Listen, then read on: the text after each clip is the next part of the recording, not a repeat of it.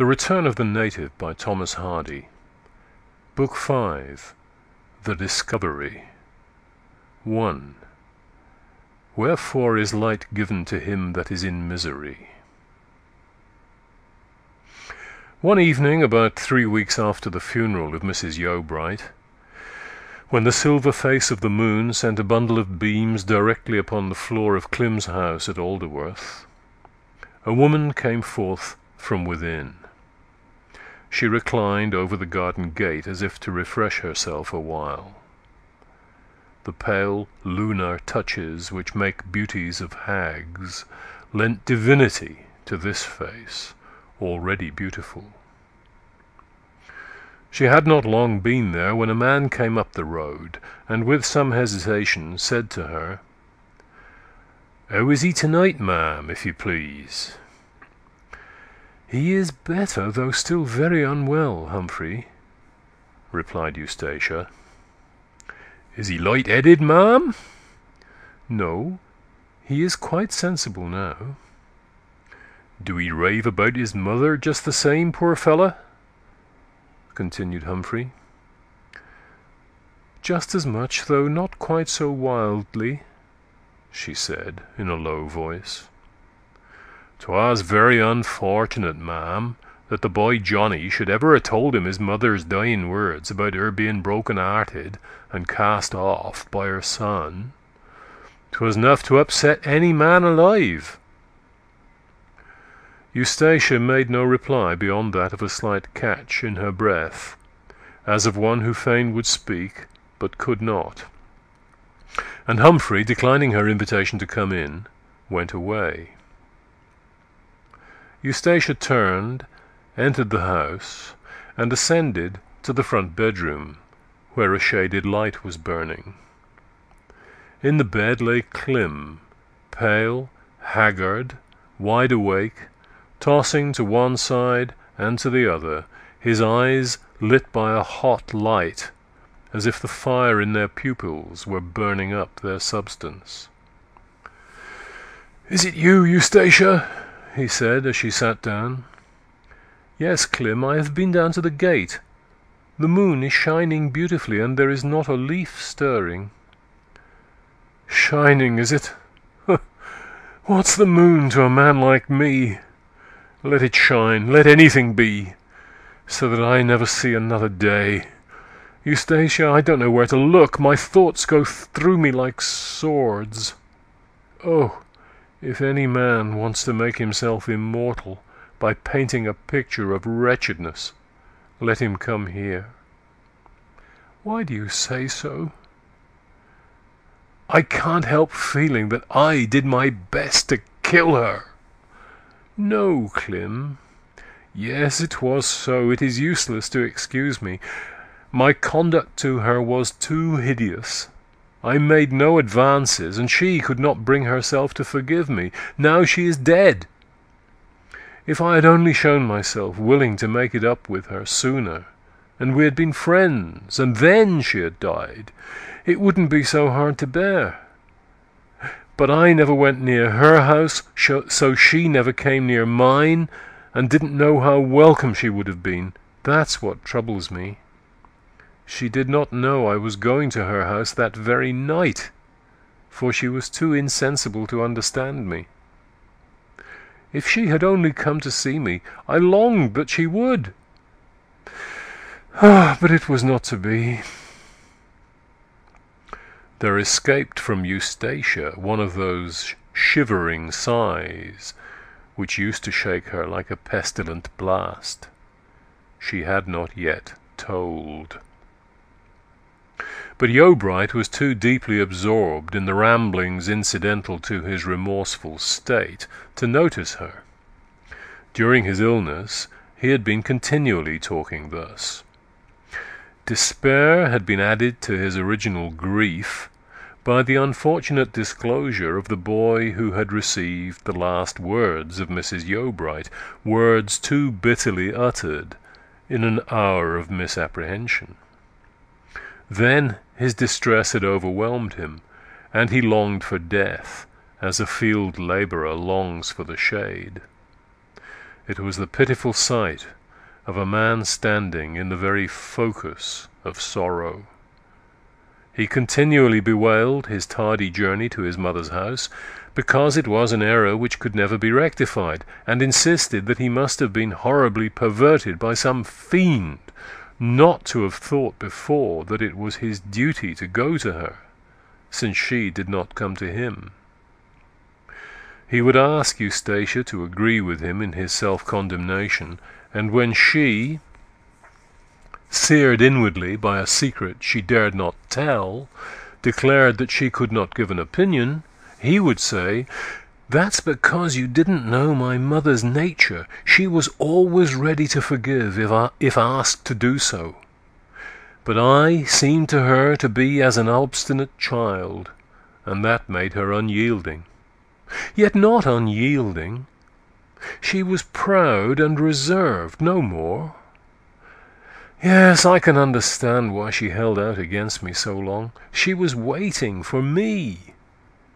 I dare say she said 100 times in her sorrow, 'What a return he makes for all the sacrifices I have made for him!' I never went to her. When I set out to visit her, it was too late. Oh, to think of that is nearly intolerable." Sometimes his condition had been one of utter remorse, unsoftened by a single tear of pure sorrow, and then he writhed as he lay, fevered far more by thought than by physical ills. "If I could only get one assurance that she did not die in a belief that I was resentful," he said one day when in this mood, "it would be better to think of than a hope of heaven. But that I cannot do." "You give yourself up too much to this wearing despair," said Eustacia. "Other men's mothers have died." "That doesn't make the loss of mine less." "Yet it is less the loss than the circumstances of the loss. I sinned against her, and on that account there is no light for me." "She sinned against you, I think." "No, she did not. I committed the guilt, and may the whole burden be upon my head." "I think you might consider twice before you say that," Eustacia replied. "Single men have no doubt a right to curse themselves as much as they please, but men with wives involve too in the doom they pray down." "I am in too sorry a state to understand what you are refining on," said the wretched man. "Day and night shout at me, 'You have helped to kill her!'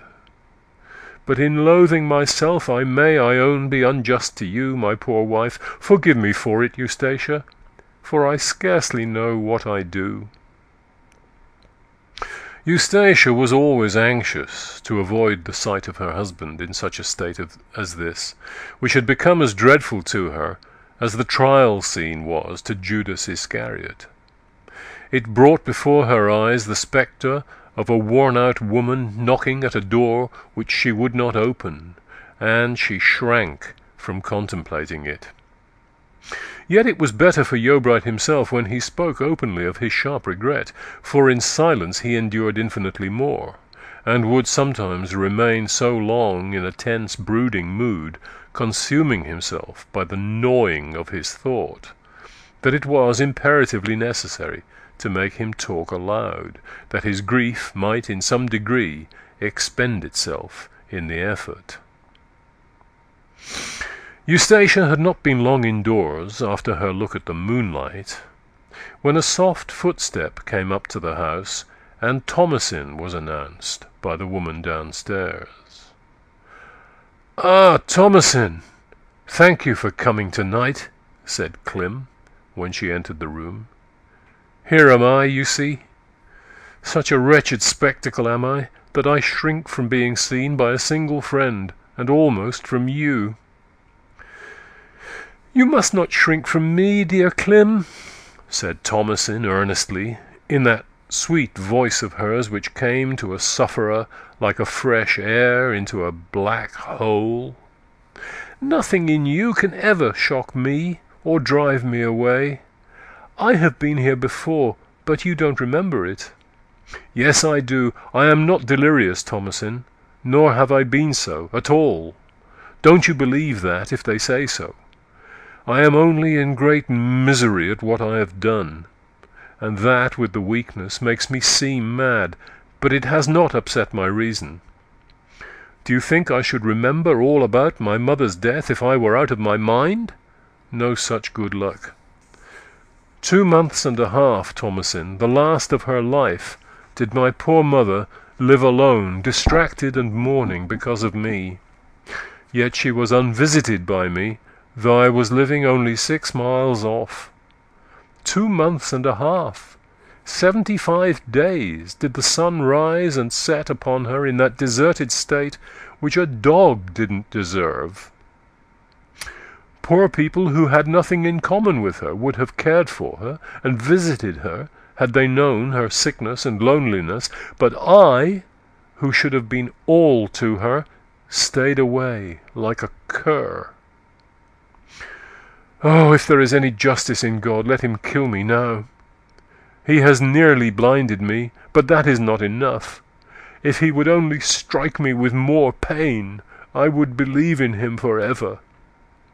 Hush, hush, oh, pray, Clym, don't say it, implored Thomasin, affrighted into sobs and tears, while Eustacia, at the other side of the room, though her pale face remained calm, writhed in her chair.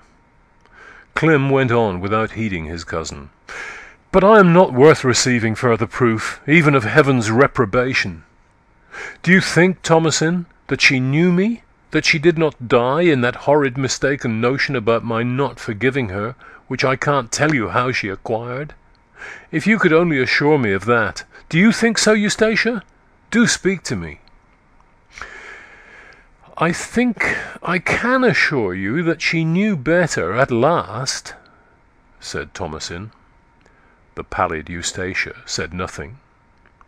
Why didn't she come to my house? I would have taken her in and showed her how I loved her in spite of all, but she never came, and I didn't go to her, and she died on the heath like an animal kicked out, nobody to help her till it was too late. If you could have seen her, Thomasin, as I saw her, a poor dying woman lying in the dark upon the bare ground, moaning, nobody near, believing she was utterly deserted by all the world, it would have moved you to anguish. It would have moved a brute. And this poor woman, my mother. No wonder she said to the child, "You have seen a broken-hearted woman." What a state she must have been brought to say that! And who can have done it but I? It is too dreadful to think of, and I wish I could be punished more heavily than I am. How long was I what they called out of my senses? A week, I think. And then I became calm. Yes, for 4 days. And now I have left off being calm. But try to be quiet. Please do, and you will soon be strong. If you could remove that impression from your mind— Yes, yes, he said impatiently. But I don't want to get strong. What's the use of my getting well? It would be better for me if I die, and it would certainly be better for Eustacia. Is Eustacia there? Yes. It would be better for you, Eustacia, if I were to die? Don't press such a question, dear Clym. Well, it really is but a shadowy supposition, for unfortunately I am going to live. I feel myself getting better. Thomasin, how long are you going to stay at the inn, now that all this money has come to your husband? Another month or 2, probably, until my illness is over. We cannot get off till then. I think it will be a month or more. Yes, yes, of course. Ah, Cousin Tamsy, You will get over your trouble. 1 little month will take you through it, and bring something to console you. But I shall never get over mine, and no consolation will come. Clym, you are unjust to yourself. Depend upon it, Aunt thought kindly of you. I know that, if she had lived, you would have been reconciled with her. But she didn't come to see me, though I asked her before I married if she would come. Had she come, or had I gone there, she would never have died, saying, I am a broken-hearted woman cast off by my son. My door has always been open to her. A welcome here has always awaited her. But that she never came to see. You had better not talk any more now, Clym, said Eustacia faintly from the other part of the room, for the scene was growing intolerable to her. Let me talk to you instead for the little time I shall be here, Thomasin said soothingly. Consider what a one-sided way you have of looking at the matter, Clym. When she said that to the little boy, you had not found her and taken her into your arms, and it might have been uttered in a moment of bitterness. It was rather like Aunt to say things in haste. She sometimes used to speak so to me. Though she did not come, I am convinced that she thought of coming to see you. Do you suppose a man's mother could live 2 or 3 months without one forgiving thought? She forgave me, and why should she not have forgiven you? You laboured to win her round. I did nothing. I, who was going to teach people the higher secrets of happiness, did not know how to keep out of that gross misery which the most untaught are wise enough to avoid. How did you get here tonight, Thomasin? said Eustacia. Damon set me down at the end of the lane. He has driven into East Egdon on business, and he will come and pick me up by and by. Accordingly they soon after heard the noise of wheels. Wildeve had come, and was waiting outside with his horse and gig. "Send out and tell him I will be down in 2 minutes," said Thomasin. "I will run down myself," said Eustacia. She went down.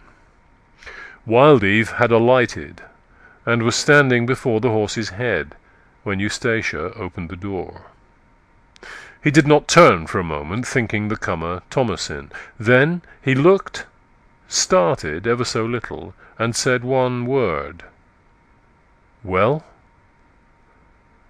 "I have not yet told him," she replied in a whisper. "Then don't do so till he is well. It will be fatal. You are ill yourself." "I am wretched. Oh, Damon," she said, bursting into tears, I can't tell you how unhappy I am. I can hardly bear this. I can tell nobody of my trouble. Nobody knows of it but you." "Poor girl," said Wildeve, visibly affected at her distress, and at last led on so far as to take her hand. "It is hard, when you have done nothing to deserve it, that you should have got involved in such a web as this. You were not made for these sad scenes. I am to blame most. If I could only have saved you from it all." "But, Damon, please, pray tell me what I must do. To sit by him hour after hour and hear him reproach himself as being the cause of her death, and to know that I am the sinner, if any human being is at all, drives me into cold despair. I don't know what to do. Should I tell him or should I not tell him? I always am asking myself that. Oh, I want to tell him, and yet I am afraid. If he finds out, he must surely kill me, for nothing else will be in proportion to his feelings now. Beware the fury of a patient man sounds day by day in my ears as I watch him. Well, wait till he is better, and trust to chance, and when you tell, you must only tell part, for his own sake." "Which part should I keep back?" Wildeve paused. that I was in the house at the time," he said in a low tone. "Oh, yes, it must be concealed, seeing what has been whispered. How much easier are hasty actions than speeches that will excuse them." "If he were only to die," Wild Eve murmured. "Do not think of it! I would not buy hope of immunity by so cowardly a desire, even if I hated him. Now I am going up to him again. Thomasin bade me to tell you she would be down in a few minutes. Good-bye." She returned, and Thomasin soon appeared.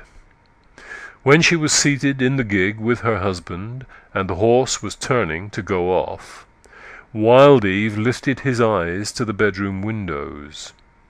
Looking from one of them, he could discern a pale, tragic face watching him drive away. It was Eustatia's.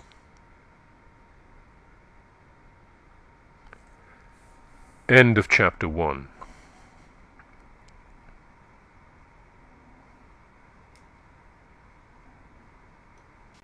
Two. A lurid light breaks in upon a darkened understanding. Clem's grief became mitigated by wearing itself out. His strength returned, and a month after the visit of Thomasin, he might have been seen walking about the garden. Endurance and despair, equanimity and gloom, the tints of health and the pallor of death mingled weirdly in his face. He was now unnaturally silent upon all of the past that related to his mother, and though Eustacia knew that he was thinking of it none the less, she was only too glad to escape the topic, ever to bring it up anew. When his mind had been weaker, his heart had led him to speak out, but reason having now somewhat recovered itself, he sank into taciturnity. One evening, when he was thus standing in the garden, abstractedly spudding up a weed with his stick, a bony figure turned the corner of the house and came up to him. "Christian, isn't it?" said Clem. "I am so glad you have found me out. I shall soon want you to go to Bloom's End and assist me in putting the house in order. I suppose it is all locked up as I left it." "Oh, yes, Mr. Clem." "Have you dug up the potatoes and other roots?" "Yes, without a drop of rain, thank God. But I was coming to tell 'ee of something else, which is quite different from what we have lately had in the family. I am sent by the rich gentleman at the woman that we used to call the landlord, to tell 'ee that Mrs. Wild Eve is doing well of a girl, which was born punctually at 1 o'clock at noon, or a few minutes more or less. And 'tis said that expecting of this increase is what have kept 'em there since they came into their money." "And she's getting on well, you say?" "Oh, yes, sir. Only Mr. Wild Eve is twanky, because 'tisn't a boy. That's what they say in the kitchen, but I was not supposed to notice that." "Christian, now listen to me." "Oh, yes, sure, Mr. Yeobright." "Did you see my mother the day before she died?" "Oh, no, I did not." Yeobright's face expressed disappointment. "But I seed her the morning of the same day she died." Clem's look lighted up. "That's nearer still to my meaning," he said. "Oh, yes, I know 'twas the same day, for she said, 'I be going to see him, Christian, so I shall not want any vegetables brought in for dinner.'" "See whom?" "Why, see you. She was going to your house, you understand." Yeobright regarded Christian with intense surprise. "Why did you never mention this?" he said. "Are you sure it was my house she was coming to?" "Oh, yes. I didn't mention it, because I've never seed you lately. and as she didn't get there, 'twas all naught, and nothing to tell. And I have been wondering why she should have walked in the heath on that hot day. Well, did she say what she was coming for? It is a thing, Christian, I am very anxious to know. Oh, yes, Mr. Clem, she didn't say it to me, though I think she did to one here and there. Do you know one person to whom she spoke of it?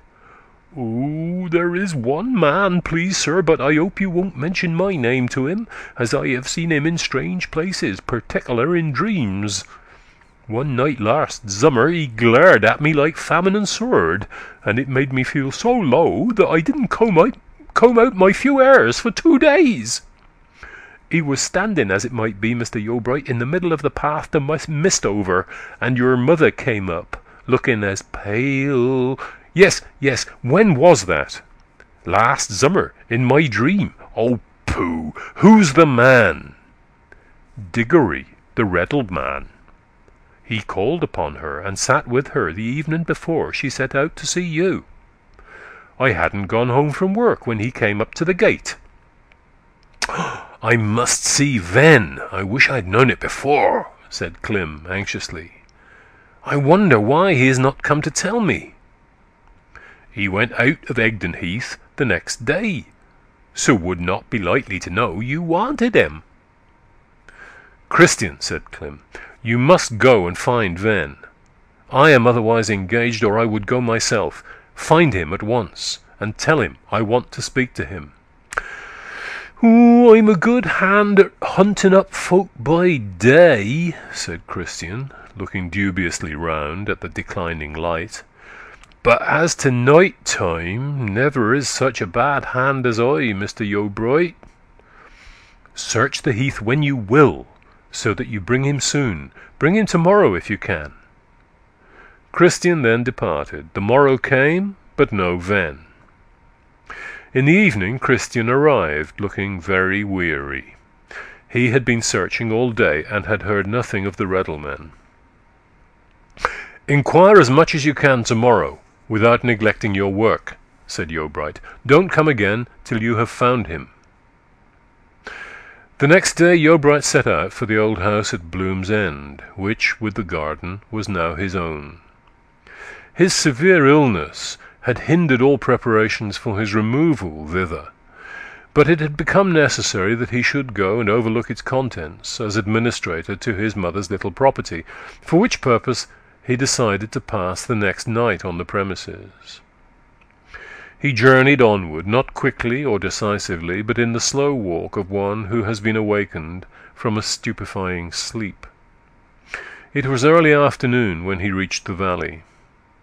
The expression of the place, the tone of the hour, were precisely those of many such occasions in days gone by, and these antecedent similarities fostered the illusion that she, who was there no longer, would come out to welcome him. The garden gate was locked and the shutters were closed, just as he himself had left them on the evening after the funeral. He unlocked the gate and found that a spider had already constructed a large web tying the door to the lintel, on the supposition that it was never to be opened again. When he had entered the house and flung back the shutters, he set about his task of overhauling the cupboards and closets, burning papers, and considering how best to arrange the place for Eustatia's reception, until such time as he might be in a position to carry out his long-delayed scheme, should that time ever arrive. As he surveyed the rooms, he felt strongly disinclined for the alterations which would have to be made in the time-honoured furnishing of his parents and grandparents to suit Eustatia's modern ideas. The gaunt oak-cased clock, with the picture of the Ascension on the door panel, and the miraculous draught of fishes on the base, his grandmother's corner cupboard with the glass door, through which the spotted china was visible, the dumb waiter, the wooden tea-trays, the hanging fountain with the brass tap. Whither would these venerable articles have to be banished? He noticed that the flowers in the windows had died for want of water, and he placed them out upon the ledge, that they might be taken away. While thus engaged, he heard footsteps on the gravel without, and somebody knocked at the door. Yeobright opened it, and Ven was standing before him. "Good morning," said the Reddleman. "Is Mrs. Yeobright at home?" Yeobright looked upon the ground. "Then you have not seen Christian or any of the Egdon folks?" he said. "No, I have only just returned after a long stay away. I called here the day before I left." "And you have heard nothing?" "No, nothing." "My mother is dead." "Dead?" said Ven mechanically. "Her home now is where I shouldn't mind having mine." Ven regarded him and then said, "If I didn't see your face, I could never believe your words. Have you been ill?" "I had an illness." "Well, the change. When I parted from her a month ago, everything seemed to say that she was going to begin a new life. And what seemed came true. You say right, no doubt. Trouble has taught you a deeper vein of talk than mine. All I meant was regarding her life here. She has died too soon. Perhaps through my living too long. I have had a bitter experience on that score this last month, Diggory. But come in, I've been wanting to see you." He conducted the Reddleman into the large room where the dancing had taken place the previous Christmas, and they sat down in the settle together. "There's the cold fireplace, you see," said Clym. "When that half-burnt log and those cinders were alight, she was alive. Little has been changed here yet. I can do nothing. My life creeps like a snail." "How came she to die?" said Ven. Yeobright gave him some particulars of her illness and death, and continued, "After this, no kind of pain will ever seem more than an indisposition to me. I began saying that I wanted to ask you something, but I stray from subjects like a drunken man. I am anxious to know what my mother said to you when she last saw you. You talked with her a long time, I think." "I talked with her more than half an hour." "About me?" "Yes, and it must have been on account of what we said that she was on the heath. Without question she was coming to see you." "But why should she come to see me if she felt so bitterly against me? There's the mystery. Yet I know she quite forgave thee." "But, Diggory, would a woman who had quite forgiven her son say, when she felt herself ill on the way to his house, that she was broken-hearted because of his ill usage? Never. What I know is that she didn't blame you at all. She blamed herself for what had happened, and only herself. I had it from her own lips." "You had it from her lips that I had not ill-treated her? And at the same time, another had it from her lips that I had ill-treated her? My mother was no impulsive woman who changed her opinion every hour without reason. How can it be, then, that she should have told such different stories in close succession?" "I cannot say. It is certainly odd when she had forgiven you, and had forgiven your wife, and was going to see you on purpose to make friends. If there was one thing wanting to bewilder me, it was this incomprehensible thing.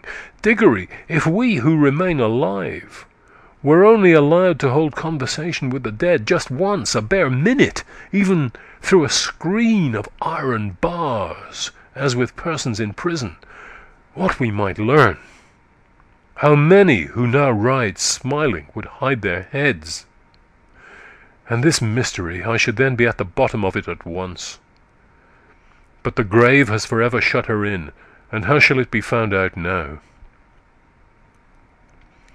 No reply was returned by his companion, since none could be given, and when Ven left a few minutes later, Clym had passed from the dullness of sorrow to the fluctuation of carking incertitude.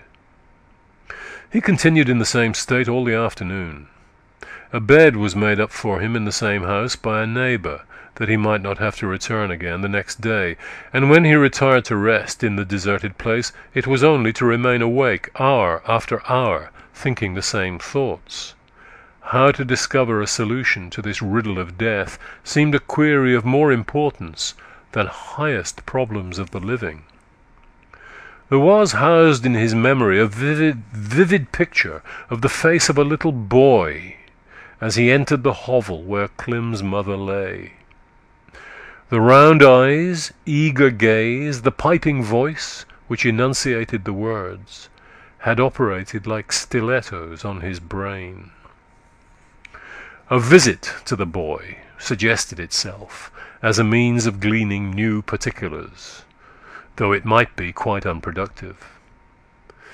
To probe a child's mind after the lapse of 6 weeks, not for facts which the child had seen and understood, but to get at those which were in their nature beyond him, did not promise much.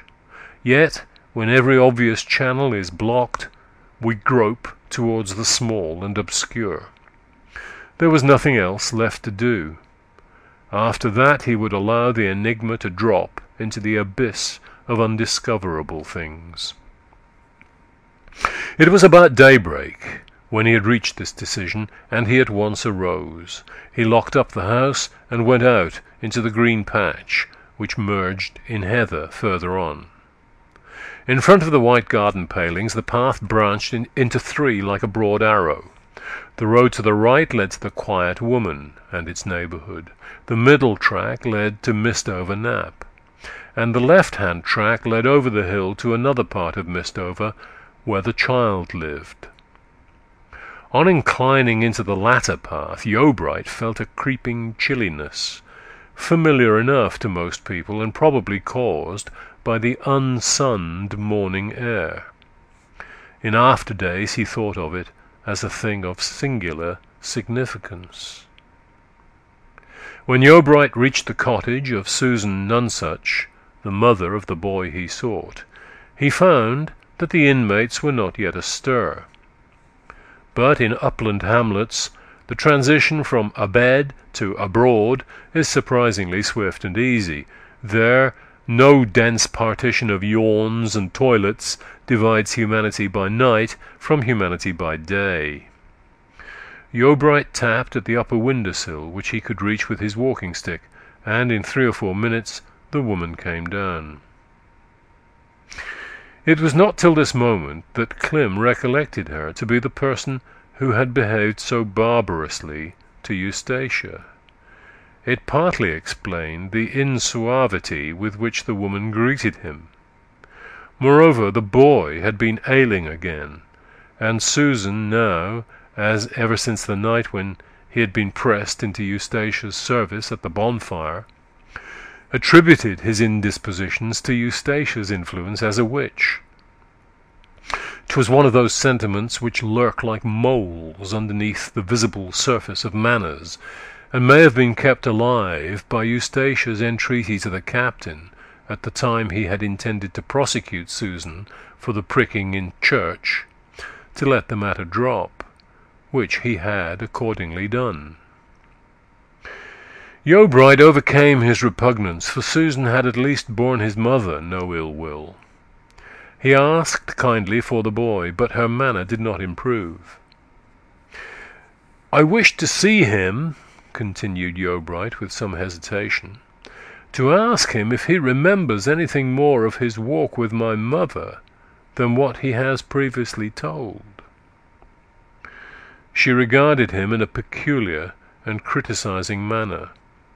To anybody but a half-blind man it would have said, "You want another of the knocks which have already laid you so low."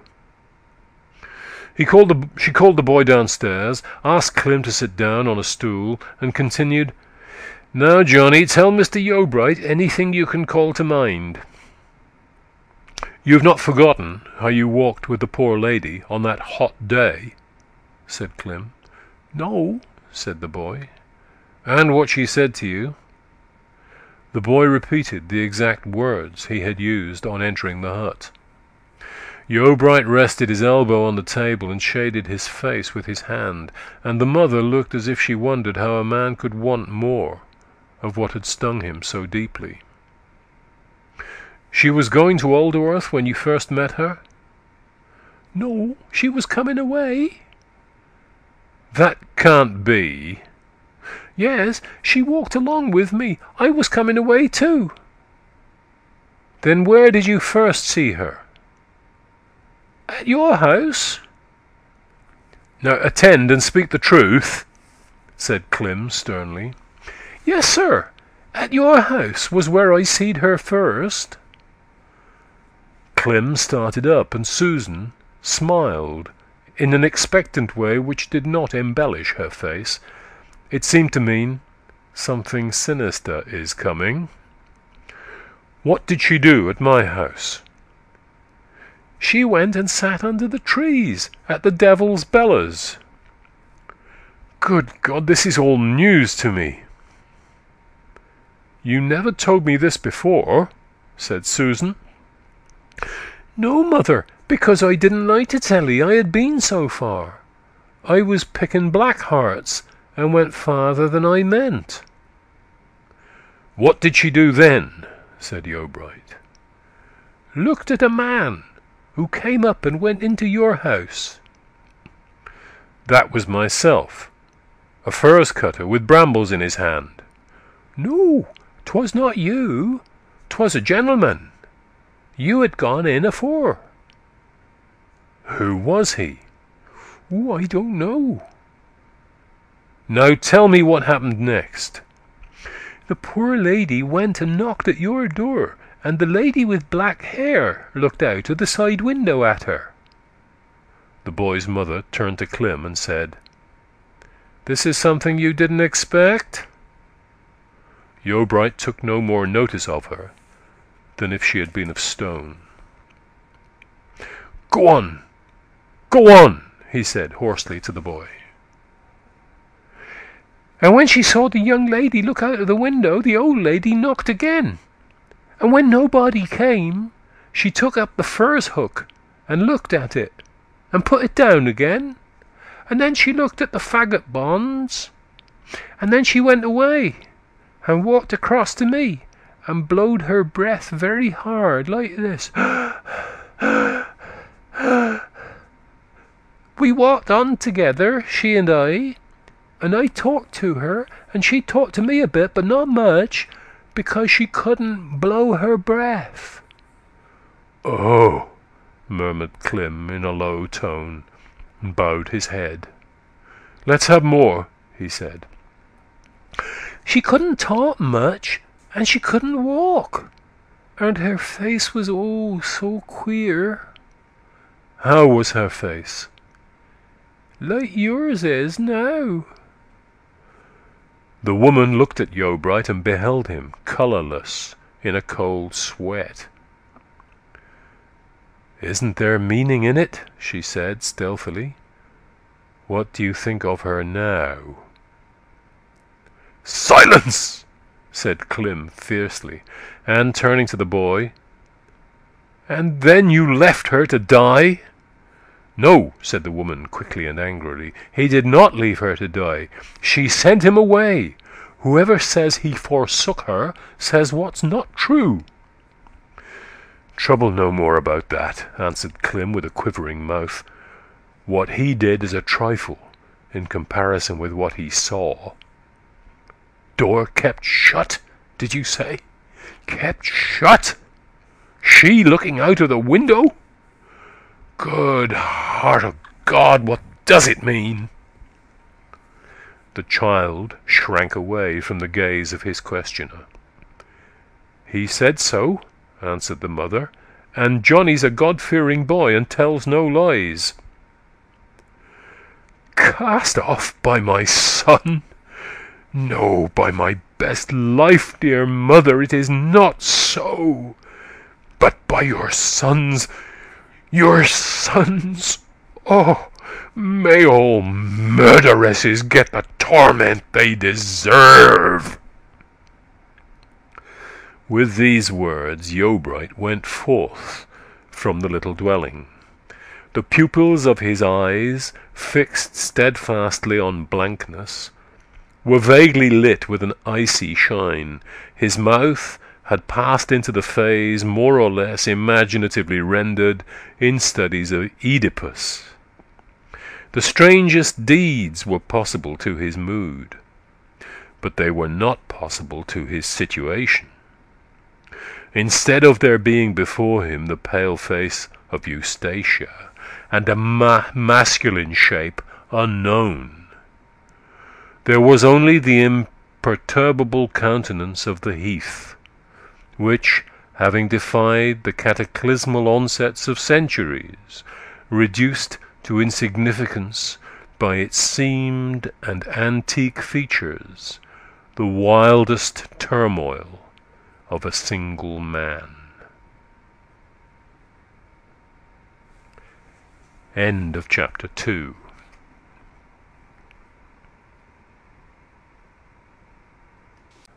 (3) Eustacia dresses herself on a black morning.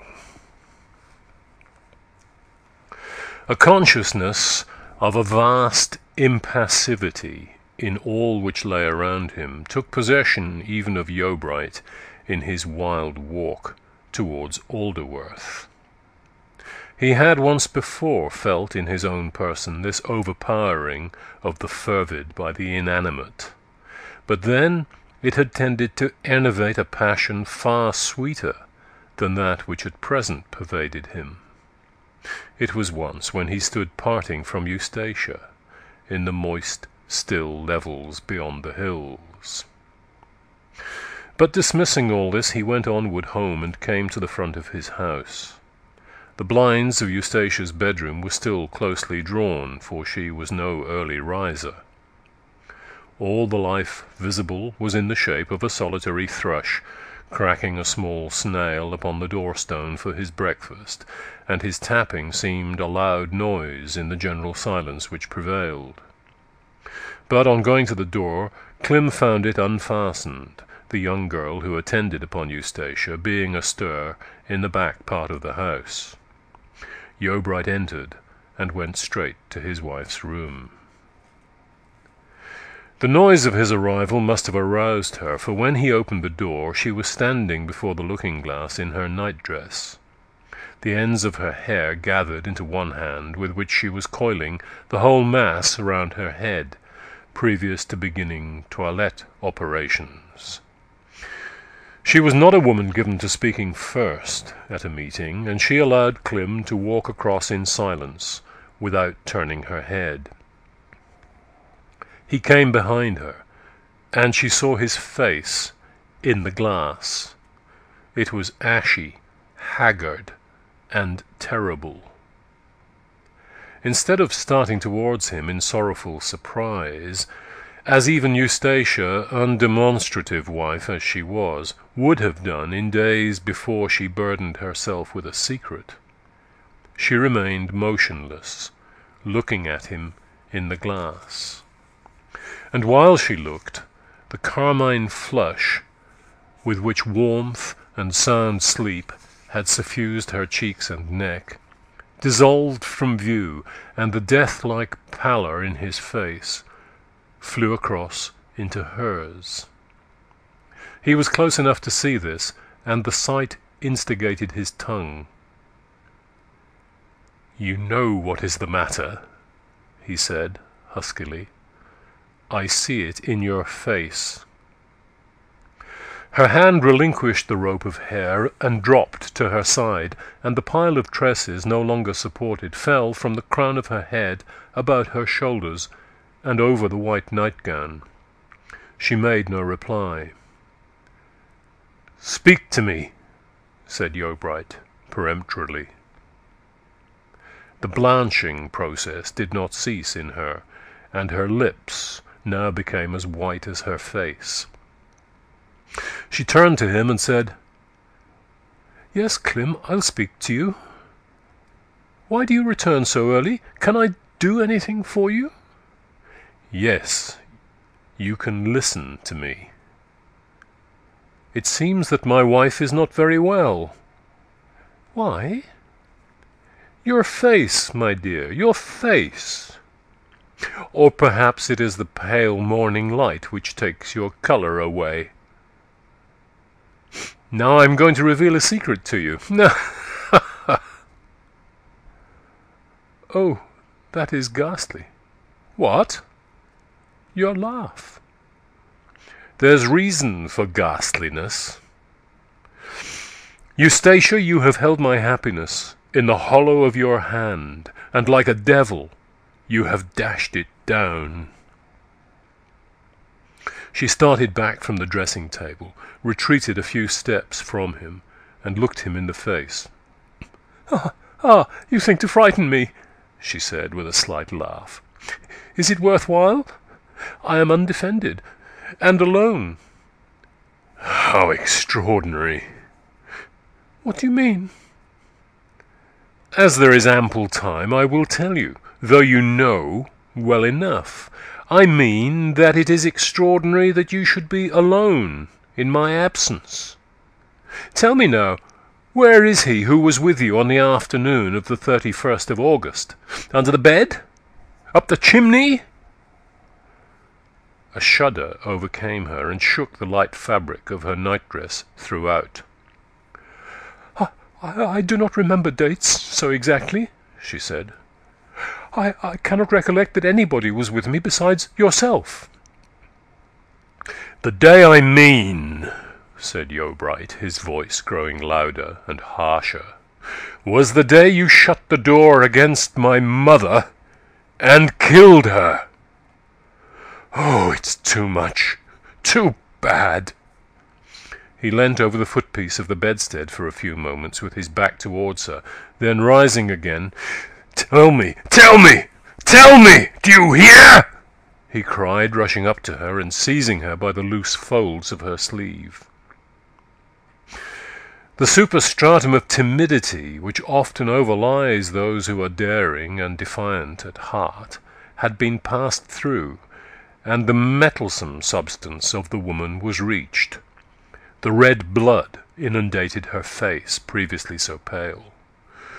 "What are you going to do?" she said in a low voice, regarding him with a proud smile. "You will not alarm me by holding on so, but it would be a pity to tear my sleeve." Instead of letting go, he drew her closer to him. "Tell me the particulars of my mother's death," he said in a hard, panting whisper, "or I'll... "Clym," she answered slowly, "do you think you dare do anything to me that I dare not bear? But before you strike me, listen. You will get nothing from me by a blow, even though it should kill me, as it probably will. But perhaps you do not wish me to speak. Killing may be all you mean." "Kill you? Do you expect it?" "I do."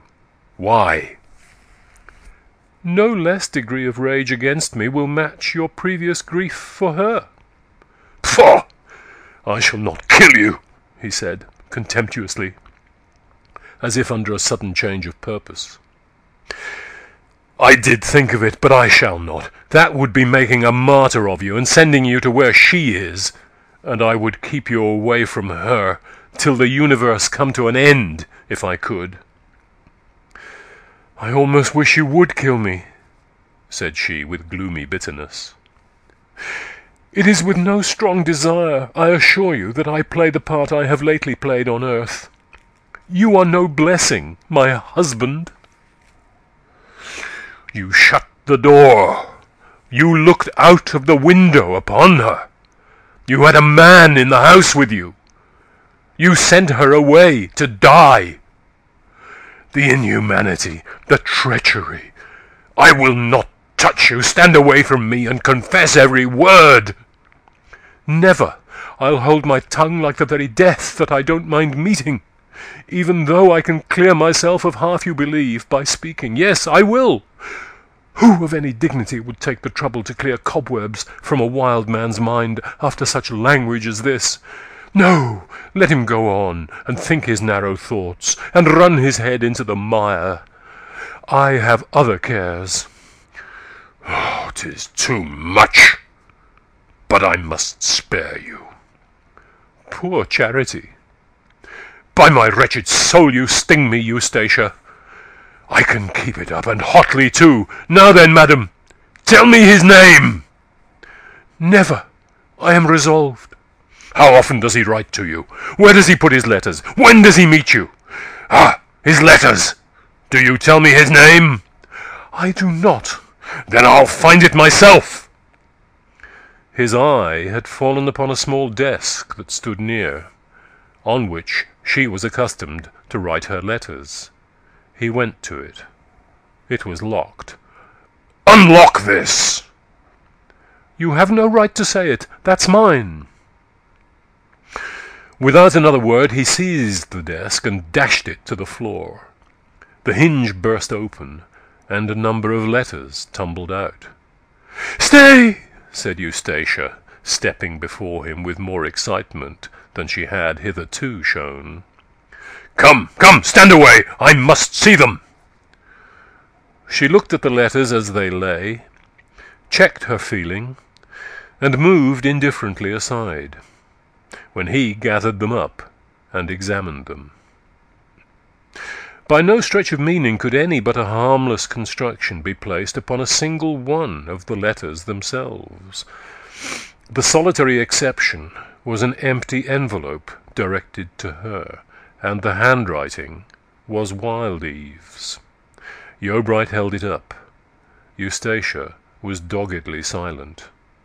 "Can you read, madam? Look at this envelope. Doubtless we shall find more soon, and what was inside them.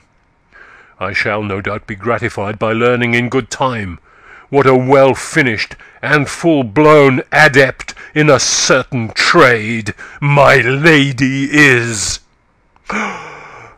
"Do you say it to me? Do you?" she gasped. He searched further, but found nothing more.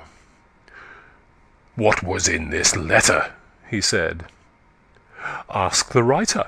Am I your hound, that you should talk to me in this way?" "Do you brave me? Do you stand me out, mistress? Answer! Don't look at me with those eyes, as if you would bewitch me again. Sooner than that, I die. You refuse to answer?" "I wouldn't tell you after this, if I were as innocent as the sweetest babe in heaven." "Which you are not."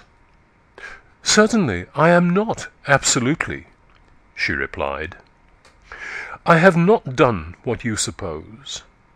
But if to have done no harm at all is the only innocence recognized, I am beyond forgiveness. But I require no help from your conscience."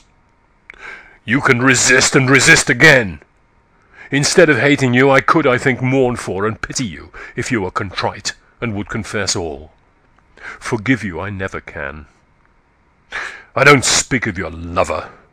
I will give you the benefit of the doubt in that matter, for it only affects me personally. But the other, had you half-killed me, had it been that you wilfully took the sight away from these feeble eyes of mine, I could have forgiven you. But that's too much for nature. Say no more. I will do without your pity. But I would have saved you from uttering what you will regret. I am going away now. I shall leave you. You need not go, as I am going myself. You will keep just as far away from me by staying here. Call her to mind. Think of her.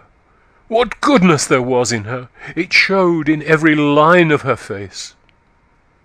Most women, even when slightly annoyed, show a flicker of evil in some curl of the mouth, or some corner of the cheek, but as for her, never in her angrier moments was there anything malicious in her look.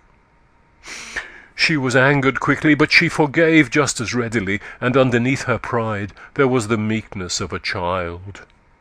What came of it? What cared you? You hated her just as she was learning to love you. Oh, couldn't you see what was best for you, but must bring a curse upon me, and agony and death upon her, by doing that cruel deed? What was the fellow's name who was keeping you company and causing you to add cruelty to her, to your wrong to me? Was it Wild Eve? Was it poor Thomasin's husband? Heaven, what wickedness! Lost your voice, have you? It is natural after detection of that most noble trick. Eustacia, didn't any tender thought of your own mother lead you to think of being gentle to mine at such a time of weariness? Did not one grain of pity enter your heart as she turned away? Think what a vast opportunity was then lost of beginning a forgiving and honest course. Why did you not kick him out and let her in, and say, I'll be an honest wife and a noble woman from this hour? Had I told you to go and quench eternally our last flickering chance of happiness here, you could have done no worse. Well, she's asleep now, and have you 100 gallants, neither they nor you can insult her any more. You exaggerate fearfully, she said in a faint, weary voice. But I cannot enter into my defence. It is not worth doing. You are nothing to me in future, and the past side of the story may as well remain untold. I have lost all through you, but I have not complained. Your blunders and misfortunes may have been a sorrow to you, but they've been a wrong to me. All persons of refinement have been scared away from me since I sank into the mire of marriage. Is this your cherishing, to put me into a hut like this, and keep me like the wife of a hind? You deceived me, not by words, but by appearances, which are less seen through than words. But the place will serve as well as any other, as somewhere to pass from into my grave. Her words were smothered in her throat, and her head drooped down. I don't know what you mean by that. Am I the cause of your sin? Eustacia made a trembling motion towards him. What? You can begin to shed tears and offer me your hand? Good God, can you? No, not I. I'll not commit the fault of taking that. The hand she had offered dropped nervelessly, but the tears continued flowing. Well, yes, I'll take it, if only for the sake of my own foolish kisses that were wasted there before I knew what I cherished. How bewitched I was! How could there be any good in a woman that everybody spoke ill of? Oh, oh, oh! She cried, breaking down at last. And shaking with sobs which choked her, she sank upon her knees. Oh, will you have done? Oh, you are too relentless. There's a limit to the cruelty of savages. I have held out long, but you crush me down. I beg for mercy. I cannot bear this any longer. It is inhuman to go further with this. If I had killed your mother with my own hand, I should not deserve such a scourging to the bone as this.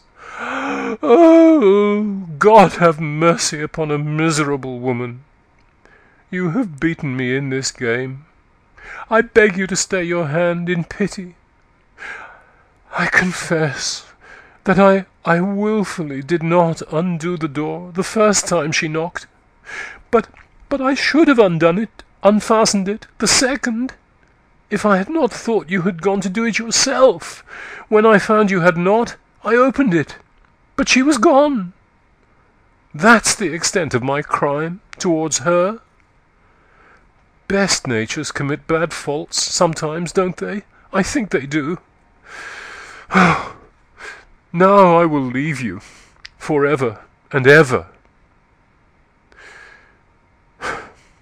Tell all, and I will pity you. Was the man in the house with you, Wild Eve? I cannot tell, she said desperately through her sobbing. Don't insist further, I cannot tell. I am going from this house. We cannot both stay here. You need not go. I will go. You can stay here. No, I will dress and then I will go. Where? Where I came from, or elsewhere. She hastily dressed herself, Yeobright moodily walking up and down the room the whole of the time. At last all her things were on. Her little hands quivered so violently as she held them to her chin to fasten her bonnet, and she could not tie the strings, and after a few moments she relinquished the attempt. Seeing this, he moved forward and said, "Let me tie them." She assented in silence and lifted her chin. For once, at least in her life, she was totally oblivious of the charm of her attitude. But he was not, and he turned his eyes aside that he might not be tempted to softness. The strings were tied. She turned from him. "Do you still prefer going away yourself to my leaving you?" he inquired again. "I do." "Very well, let it be. And when you will confess to the man, I may pity you." She flung her shawl about her and went downstairs, leaving him standing in the room. Eustacia had not long been gone when there came a knock at the door of the bedroom, and Yeobright said, "Well?" It was the servant, and she replied, "Somebody from Mrs. Wildeve's have called to tell ye that the missus and the baby are getting on wonderful well, and the baby's name is to be Eustacia Clementine." And the girl retired. "What a mockery!" said Clym. "This unhappy marriage of mine, to be perpetuated in that child's name."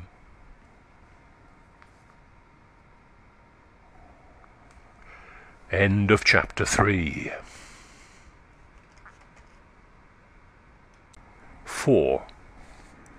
The Ministrations of a Half-Forgotten One. Eustacia's journey was at first as vague in direction as that of thistledown on the wind. She did not know what to do. She wished it had been night instead of morning, that she might at least have borne her misery without the possibility of being seen. Tracing mile after mile along between the dying ferns and the wet white spiders' webs, she at length turned her step towards her grandfather's house. She found the front door closed and locked. Mechanically she went round to the end where the stable was, and on looking in at the stable door, she saw Charlie standing within. "Captain Vi is not at home?" she said. "No, ma'am," said the lad, in a flutter of feeling. "He's gone to Weatherbury, and won't be home till night, and the servant's gone home for a holiday, so the house is locked up."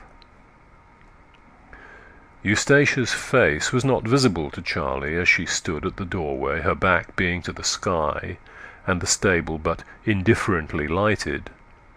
But the wildness of her manner arrested his attention. She turned and walked away across the enclosure to the gate, and was hidden by the bank. When she had disappeared, Charlie, with misgiving in his eyes, slowly came from the stable door, and going to another point in the bank, he looked over. Eustacia was leaning against it on the outside, her face covered with her hands, and her head pressing the dewy heather which bearded the bank's outer side. She appeared to be utterly indifferent to the circumstance that her bonnet, hair, and garments were becoming wet and disarranged by the moisture of her cold, harsh pillow. Clearly something was wrong. Charlie had always regarded Eustacia, as Eustacia had regarded Clym when she first beheld him, as a romantic and sweet vision, scarcely incarnate. He had been so shut off from her by the dignity of her look and the pride of her speech, except at that one blissful interval when he was allowed to hold her hand, that he had hardly deemed her a woman, wingless and earthly, subject to household conditions and domestic jars. The inner details of her life he had only conjectured. She had been a lovely wonder, predestined to an orbit in which the whole of his own was but a point.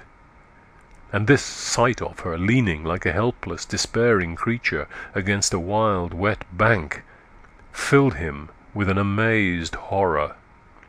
He could no longer remain where he was. Leaping over, he came up, touched her with his finger, and said tenderly, "You are poorly, ma'am. What can I do?" Eustacia started up and said, "Ah, Charlie, you have followed me. Oh, you did not think when I left home in the summer that I should come back like this." "I did not, dear ma'am. Can I help you now?" "I'm afraid not. I wish I could get into the house. I feel giddy, that's all." "Lean on my arm, ma'am, till we get to the porch, and I will try to open the door." He supported her to the porch, and there depositing her on a seat, hastened to the back, climbed to a window by the help of a ladder, and descending inside, opened the door. Next he assisted her into the room, where there was an old-fashioned horse-hair settee as large as a donkey wagon. She lay down here, and Charlie covered her with a cloak he found in the hall. "Shall I get you something to eat and drink?" he said. "Oh, if you please, Charlie. But I suppose there's no fire?" "Oh, I can light it, ma'am." He vanished, and she heard a splitting of wood and a blowing of bellows, and presently he returned, saying, "I lighted a fire in the kitchen, and now I'll light one here." He lit the fire, Eustacia dreamily observing him from her couch. When it was blazing up, he said, "Shall I wheel you round in front of it, ma'am, as the morning is chilly?" "Yes, if you like." "Shall I go and bring the victuals now?" "Yes, do," she murmured languidly. When he had gone, and the dull sounds occasionally reached her ears of his movements in the kitchen, she forgot where she was, and had for a moment to consider by an effort what the sounds meant. After an interval which seemed short to her whose thoughts were elsewhere, he came in with a tray on which steamed tea and toast, though it was nearly lunch-time. "Place it on the table," she said. "I shall be ready soon." He did so, and retired to the door. When, however, he perceived that she did not move, he came back a few steps. "Let me hold it to you, if you don't wish to get up," said Charlie. He brought the tray to the front of the couch, where he knelt down, adding, "I'll hold it for you." Eustacia sat up and poured out a cup of tea. "You are very kind to me, Charlie," she murmured as she sipped. "Well, I ought to be," said he diffidently, taking great trouble not to rest his eyes upon her, though this was their only natural position, Eustacia being immediately before him. "You've been kind to me." "How have I?" said Eustacia. "You let me hold your hand when you were a maiden at home." "Ah, so I did. Why did I do that?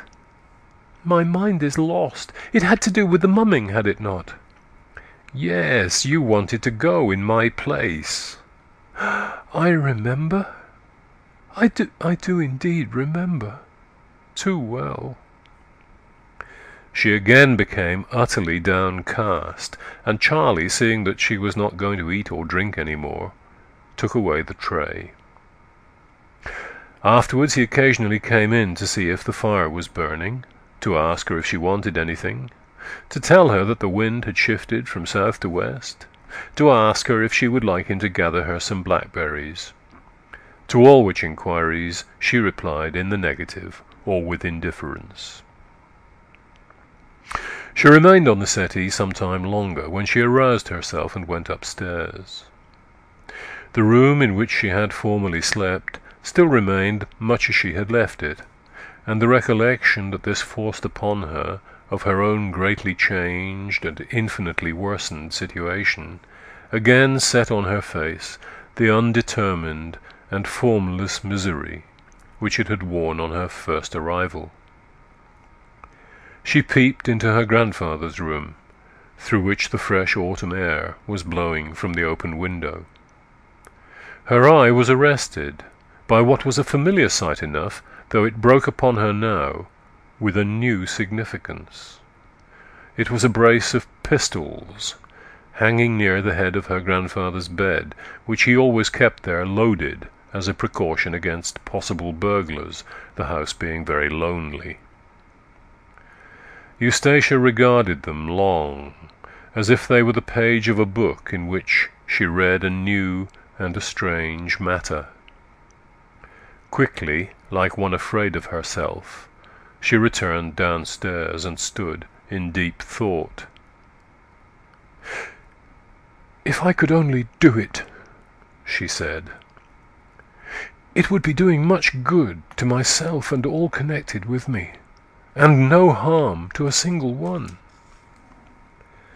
The idea seemed to gather force within her, and she remained in a fixed attitude nearly 10 minutes, when a certain finality was expressed in her gaze, and no longer the blankness of indecision. She turned and went up the second time, softly and stealthily now, and entered her grandfather's room, her eyes at once seeking the head of the bed. The pistols were gone. The instant quashing of her purpose by their absence affected her brain as a sudden vacuum affects the body. She nearly fainted. Who had done this? There was only one person on the premises besides herself. Eustacia involuntarily turned to the open window which overlooked the garden as far as the bank that bounded it. On the summit of the latter stood Charlie, sufficiently elevated by its height to see into the room. His gaze was directed eagerly and solicitously upon her. She went downstairs to the door and beckoned to him. "You've taken them away?" "Yes, ma'am." "Why did you do it?" "I saw you looking at them too long." "What has that to do with it?" "You've been broken-hearted all the morning, as if you did not want to live." "Well?" "And I could not bear to leave them in your way. There was meaning in your look at them." "Where are they now?" "Locked up." "Where?" "In the stable." "Give them to me." "No, ma'am." "You refuse?" "I do. I care too much for you to give them up." She turned aside, her face for the first time softening from the stony immobility of the earlier day, and the corners of her mouth resuming something of that delicacy of cut which was always lost in her moments of despair. At last she confronted him again. Why should I not die if I wish?" she said tremulously. "I have made a bad bargain with life, and I am weary of it, weary. And now you've hindered my escape. Oh, why did you, Charlie? What makes death painful except the thought of others' grief? And that is absent in my case, for not a sigh would follow me." "Oh, it's trouble that's done this. I wish in my very soul that he who brought it about might die and rot, even if 'tis transportation to say it." "Charlie, no more of that. What do you mean to do about this you have seen?" "Keep it close as night, if you promise not to think of it again." "You need not fear. The moment has passed, I promise." She then went away, entered the house, and lay down. Later in the afternoon her grandfather returned. He was about to question her categorically, but on looking at her, he withheld his words. "Yes, it is too bad to talk of," she slowly returned in answer to his glance. "Can my old room be got ready for me tonight, grandfather? I shall want to occupy it again." He did not ask what it all meant, or why she had left her husband, but ordered the room to be prepared.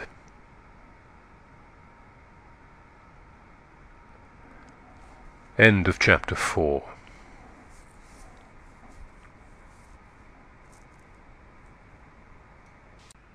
(5) An old move inadvertently repeated.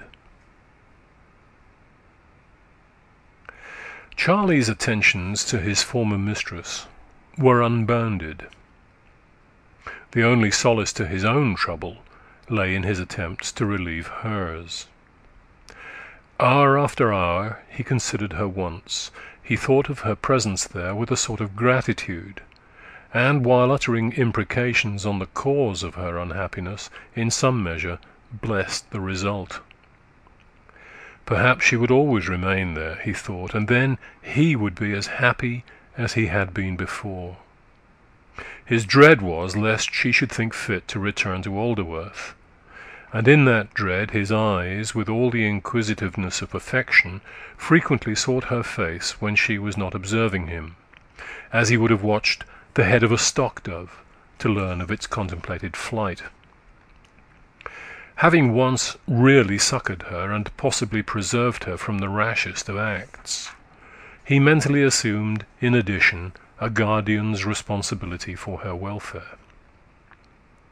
For this reason he busily endeavoured to provide her with pleasant distractions, bringing home curious objects which he found in the heath, such as white trumpet-shaped mosses, red-headed lichens, stone arrowheads used by the old tribes on Egdon, and faceted crystals from the hollows of flints. These he deposited on the premises in such positions that she should see them as if by accident. A week passed, Eustacia never going out of the house. Then she walked into the enclosed plot and looked through her grandfather's spy-glass, as she had been in the habit of doing before her marriage. One day she saw, at a place where the high road crossed the distant valley, a heavily laden wagon passing along. It was piled with household furniture. She looked again, and recognized it to be her own. In the evening her grandfather came indoors with a rumour that Yeobright had removed that day from Alderworth to the old house at Bloom's End. On another occasion, when reconnoitring thus, she beheld 2 female figures walking in the vale. The day was fine and clear, and the persons not being more than half a mile off, she could see their every detail with the telescope. The woman walking in front carried a white bundle in her arms, from one end of which hung a long appendage of drapery, and when the walkers turned, so that the sun fell more directly upon them, Eustacia could see that the object was a baby. She called Charlie, and asked him if he knew who they were, though she well guessed. "Mrs. Wildeve and the nurse girl," said Charlie. "The nurse is carrying the baby?" said Eustacia. "No, 'tis Mrs. Wildeve carrying that," he answered, "and the nurse walks behind, carrying nothing." The lad was in good spirits that day, for the 5th of November had again come round, and he was planning yet another scheme to divert her from her too absorbing thoughts. For 2 successive years his mistress had seemed to take pleasure in lighting a bonfire on the bank overlooking the valley, but this year she had apparently quite forgotten the day and the customary deed. He was careful not to remind her, and went on with his secret preparations for a cheerful surprise, the more zealously that he had been absent last time, and unable to assist. At every vacant minute he hastened to gather furze stumps, thorn-tree roots, and the other solid materials from the adjacent slopes, hiding them from cursory view. The evening came, and Eustacia was still seemingly unconscious of the anniversary. She had gone indoors after her survey through the glass, and had not been visible since. As soon as it was quite dark, Charlie began to build a bonfire, choosing precisely that spot on the bank which Eustacia had chosen at previous times. When all the surrounding bonfires had burst into existence, Charlie kindled his, and arranged its fuel so that it should not require tending for some time. He then went back to the house and lingered round the door and windows till she should by some means or other learn of his achievement and come out to witness it. But the shutters were closed, the door remained shut, and no heed whatever seemed to be taken of his performance. Not liking to call her, he went back and replenished the fire, continuing to do this for more than half an hour. It was not till his stock of fuel had greatly diminished that he went to the back door and sent in, to beg that Mrs. Yeobright would open the window shutters and see the sight outside. Eustacia, who had been sitting listlessly in the parlour, started up at the intelligence and flung open the shutters. Facing her on the bank blazed the fire, which at once sent a ruddy glare into the room where she was, and overpowered the candles. "Well done, Charlie," said Captain Vi from the chimney-corner. "But I hope it's not my wood he's burning. 'Twas this time last year that I met with that man Venn, bringing home Thomas and Yeobright. To be sure it was. Well, who would have thought that girl's troubles would have ended so well? What a snipe you were in that matter, Eustacia. Has your husband written to you yet?" "No," said Eustacia, looking vaguely through the window at the fire, which just then so much engaged her mind that she did not resent her grandfather's blunt opinion. She could see Charlie's form on the bank, shovelling and stirring the fire, and there flashed upon her imagination some other form which that fire might call up. She left the room, put on her garden bonnet and cloak, and went out. Reaching the bank, she looked over, with a wild curiosity and misgiving, when Charlie said to her, with a pleased sense of himself, "I made it a purpose for you, ma'am." "Thank you," she said hastily, "but I wish you to put it out now." "Oh, it'll soon burn down," said Charlie, rather disappointed. "Is it not a pity to knock it out?" "I don't know," she musingly answered.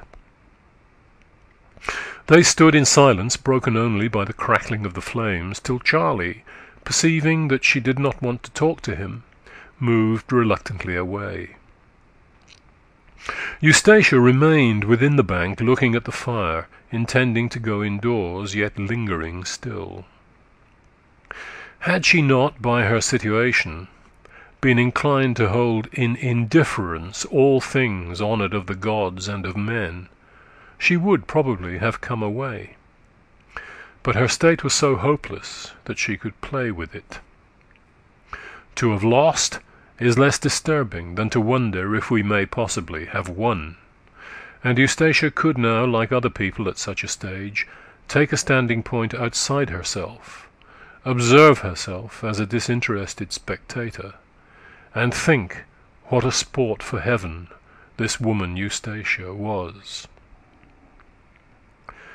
While she stood, she heard a sound. It was the splash of a stone in the pond. Had Eustacia received the stone full in the bosom, Her heart could not have given a more decided thump. She had thought of the possibility of such a signal, in answer to that which had been unwittingly given by Charlie, but she had not expected it yet. How prompt Wild Eve was! Yet how could he think her capable of deliberately wishing to renew their assignations now? An impulse to leave the spot, a desire to stay, struggled within her, and the desire held its own. More than that it did not do, for she refrained even from ascending the bank and looking over. She remained motionless, not disturbing a muscle of her face or raising her eyes. For were she to turn up her face, the fire on the bank would shine upon it, and Wild Eve might be looking down.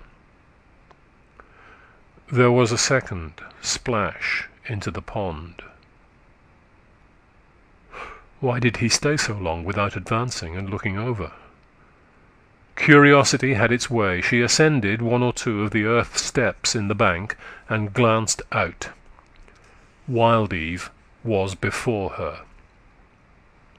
He had come forward after throwing the last pebble, and the fire now shone into each of their faces from the bank stretching breast-high between them. "I did not light it," cried Eustacia quickly. "It was lit without my knowledge. Don't come over to me." "Why have you been living here all these days without telling me? You have left your home." "I fear I am something to blame in this." "I did not let in his mother. That's how it is." "You do not deserve what you have got, Eustacia. You are in great misery. I see it in your eyes, your mouth, and all over you. My poor, poor girl." He stepped over the bank. "You are beyond everything unhappy." No, not exactly. It has been pushed too far. It's killing you. I do think it." Her usually quiet breathing had grown quicker with his words. I she began, and then burst into quivering sobs, shaken to the very heart by the unexpected voice of pity, a sentiment whose existence in relation to herself she had almost forgotten. This outbreak of weeping took Eustacia herself so much by surprise that she could not leave off, and she turned aside from him in some shame, though turning hid nothing from him. She sobbed on desperately. Then the outpour lessened, and she became quieter. Wild Eve had resisted the impulse to clasp her, and stood without speaking. "Are you not ashamed of me, who used never to be a crying animal?" she asked in a weak whisper, as she wiped her eyes.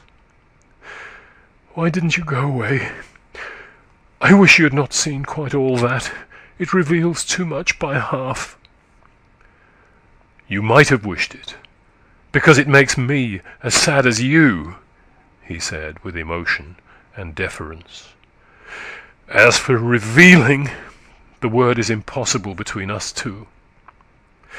"I did not send for you. Don't forget it, Damon. I am in pain, but I did not send for you. As a wife, at least, I've been straight."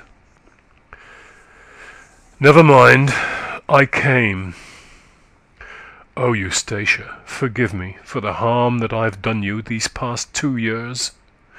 I see more and more that I have been your ruin." "Not you. This place I live in." "Ah, your generosity may naturally make you say that, but I am the culprit. I should either have done more or nothing at all." "In what way?" "I ought never to have hunted you out. Or, having done it, I ought to have persisted in retaining you. But of course I've no right to talk of that now. I will only ask this. Can I do anything for you? Is there anything on the face of the earth that a man can do to make you happier than you are at present? If there is, I will do it." You may command me, Eustacia, to the limit of my influence, and don't forget that I am richer now. Surely something can be done to save you from this. Such a rare plant in such a wild place, it grieves me to see. Do you want anything bought? Do you want to go anywhere? Do you want to escape the place altogether? Only say it, and I'll do anything to put an end to those tears which, but for me, would never have been at all. We are each married to another person, she said faintly, and assistance from you would have an evil sound after...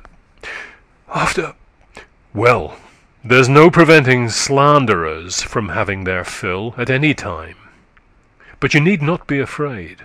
Whatever I may feel, I promise you on my word of honor never to speak to you about or act upon until you say, I may.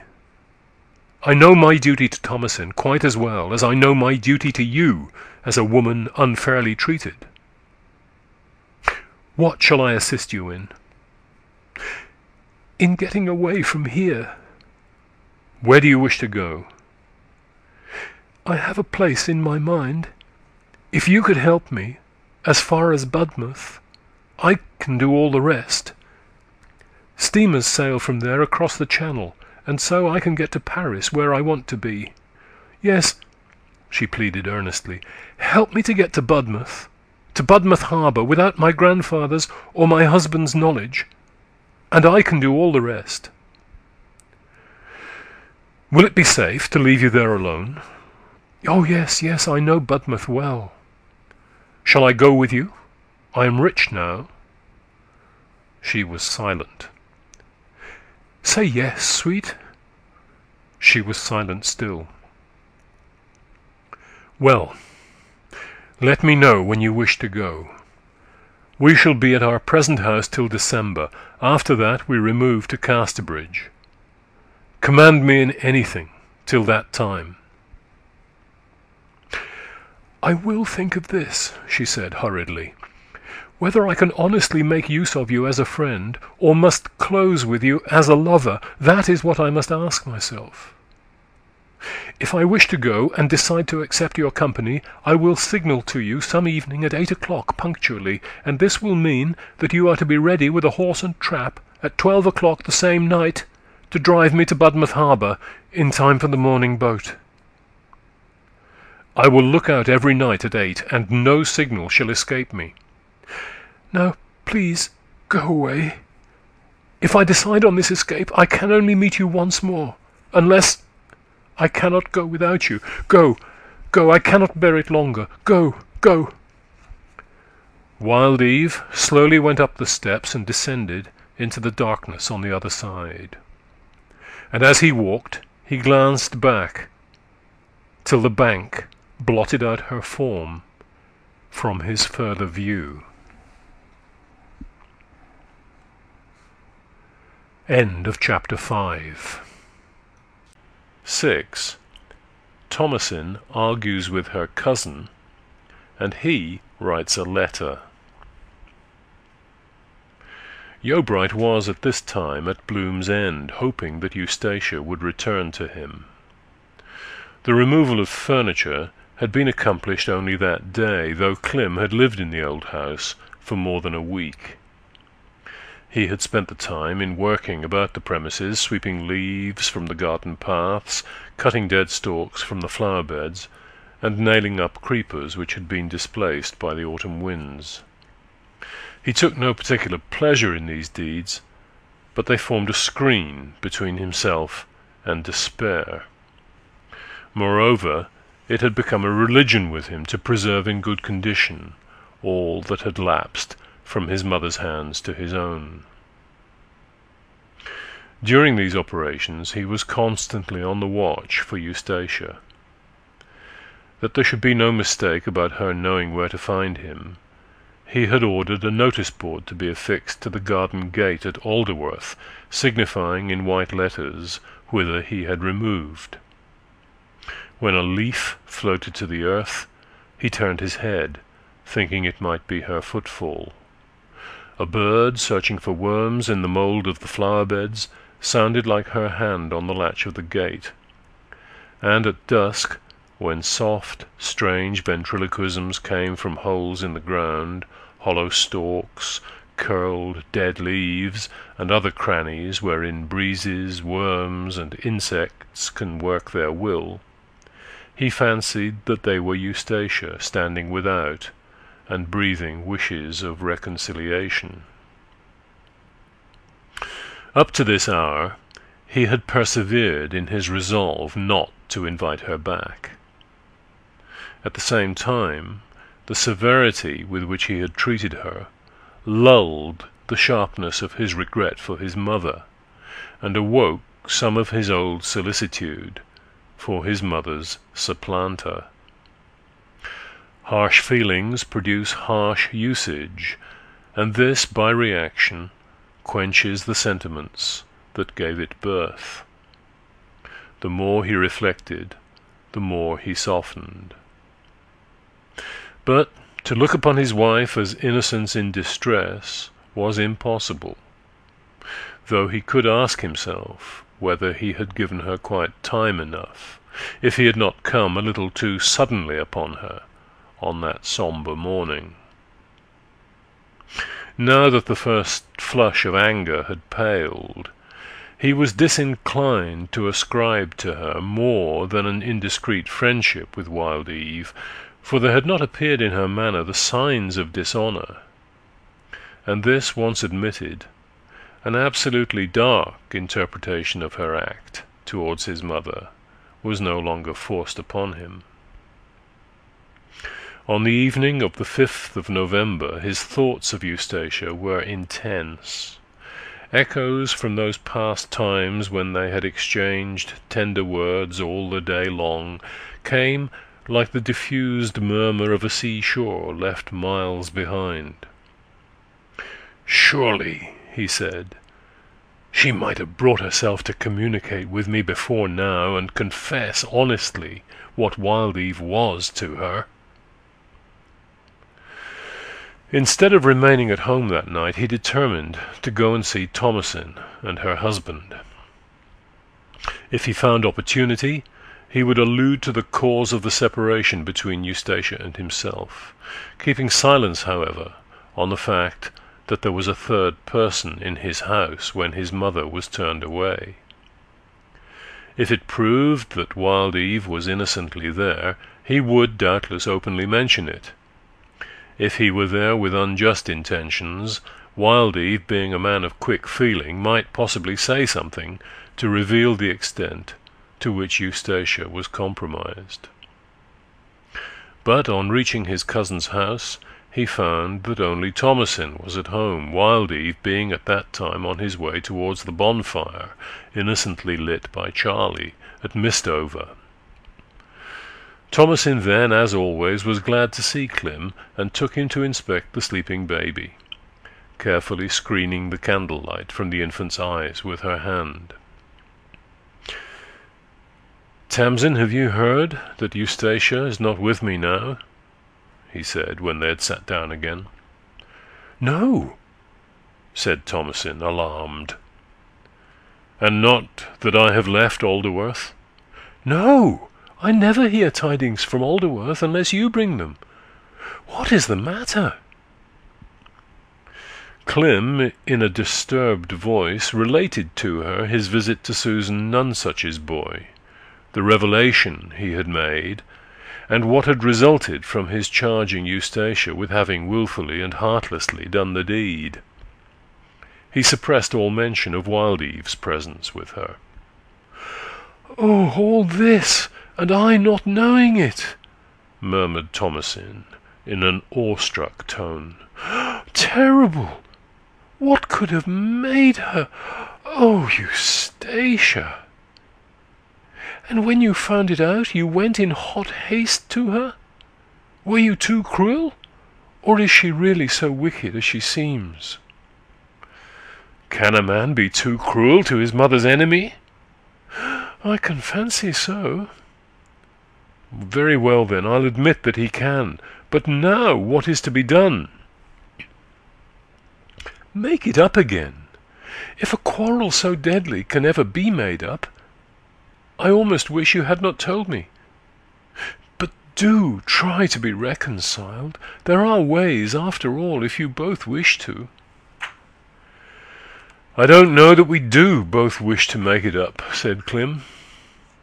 "If she had wished it, would she not have sent to me by this time?" "You seem to wish to, and yet you have not sent to her."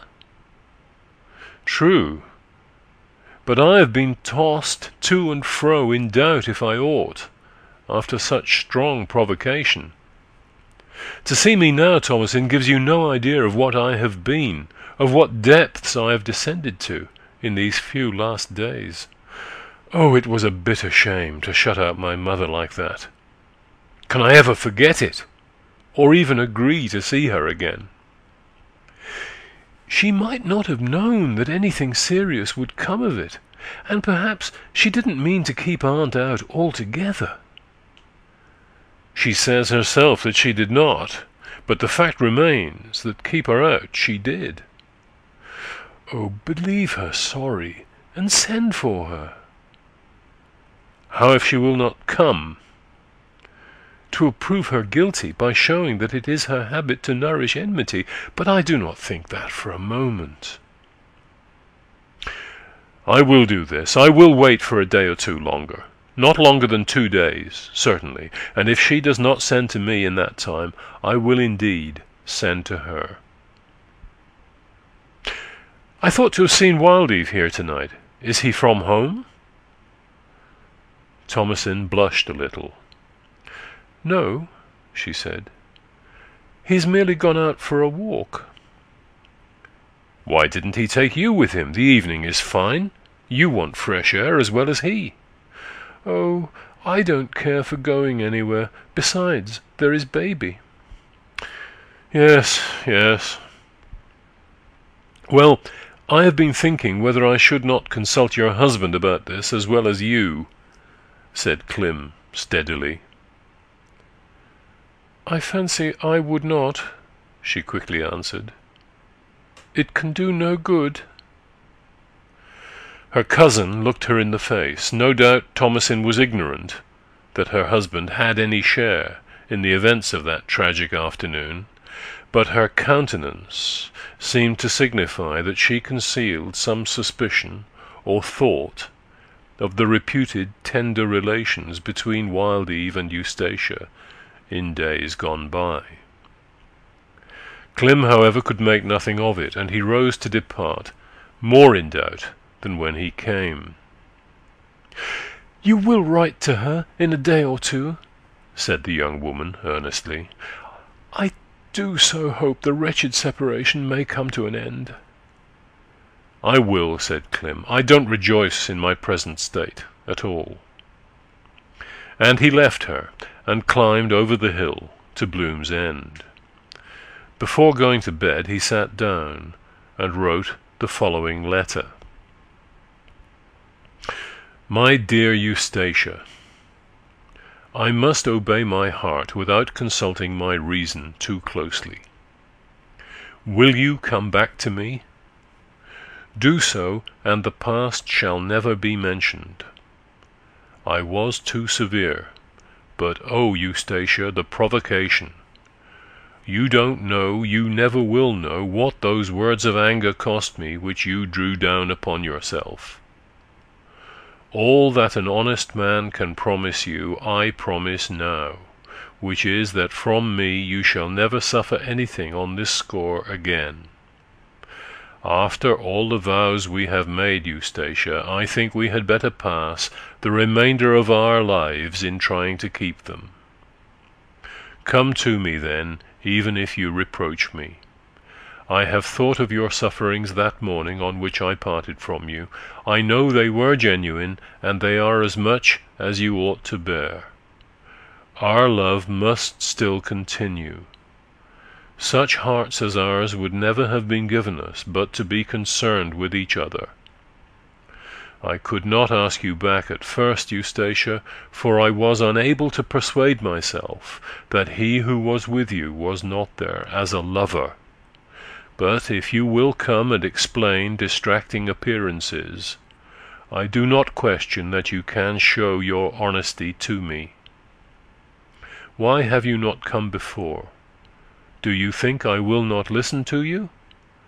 Surely not, when you remember the kisses and vows we exchanged under the summer moon. Return then, and you shall be warmly welcomed. I can no longer think of you to your prejudice. I am but too much absorbed in justifying you. Your husband as ever, Clym. There, he said, as he laid it in his desk. That's a good thing done.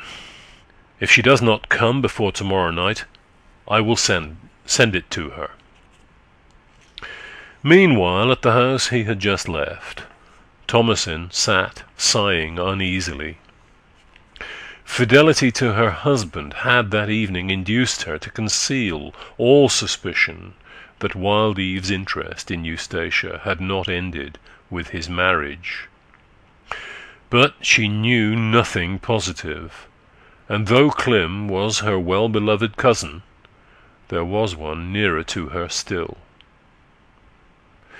When, a little later, Wild Eve returned from his walk to Mistover, Thomasin said, "Damon, where have you been? I was getting quite frightened, and thought you had fallen into the river. I dislike being in the house by myself."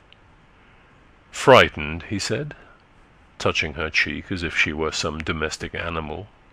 "Why, I thought nothing could frighten you. It is that you are getting proud, I'm sure, and don't like living here since we have risen above our business.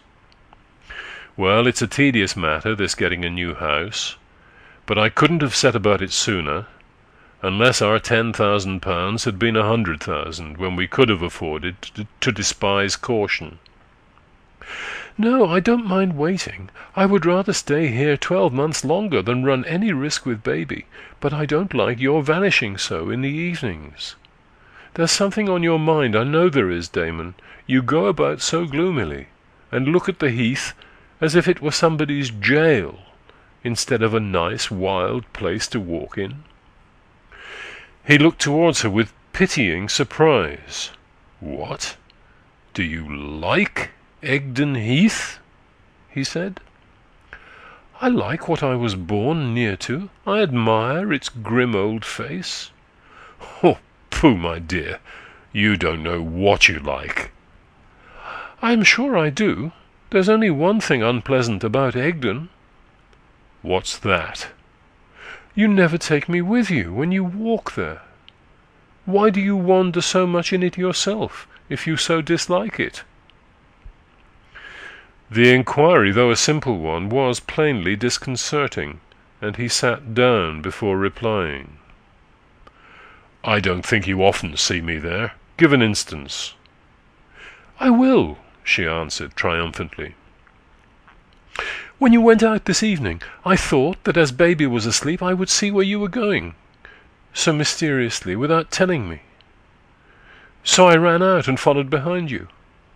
You stopped at the place where the road forks, looked round at the bonfires, and then said, 'Damn it, I'll go,' and you went quickly up the left-hand road. Then I stood and watched you." Wild Eve frowned, afterwards saying with a forced smile, "Well, what wonderful discovery did you make?" "There, now you're angry, and we won't talk of this any more." She went across to him, sat on a footstool, and looked up in his face. "Nonsense," he said. "That's how you always back out. We will go on with it now we have begun. What did you next see? I particularly want to know." "Don't be like that, Damon," she murmured. "I didn't see anything. You vanished out of sight, and then I looked round at the bonfires and came in." Perhaps this is not the only time you've dogged my steps. Are you trying to find out something bad about me?" "Not at all. I've never done such a thing before, and I shouldn't have done it now, if words had not sometimes been dropped about you."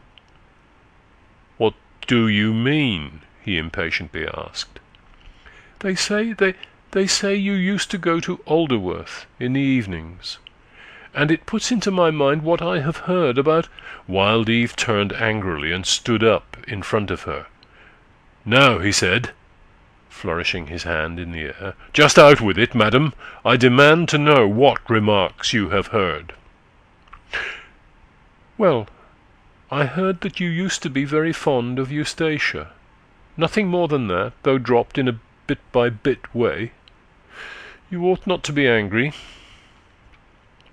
He observed that her eyes were brimming with tears. "Well," he said, "there's nothing new in that. And, of course, I don't mean to be rough towards you, so you need not cry. Now, don't let us speak of the subject any more." And no more was said, Thomasin being glad enough of a reason for not mentioning Clym's visit to her that evening, and his story.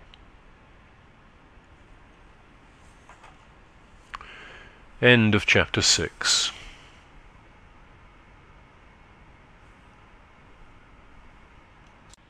(7) The night of the 6th of November.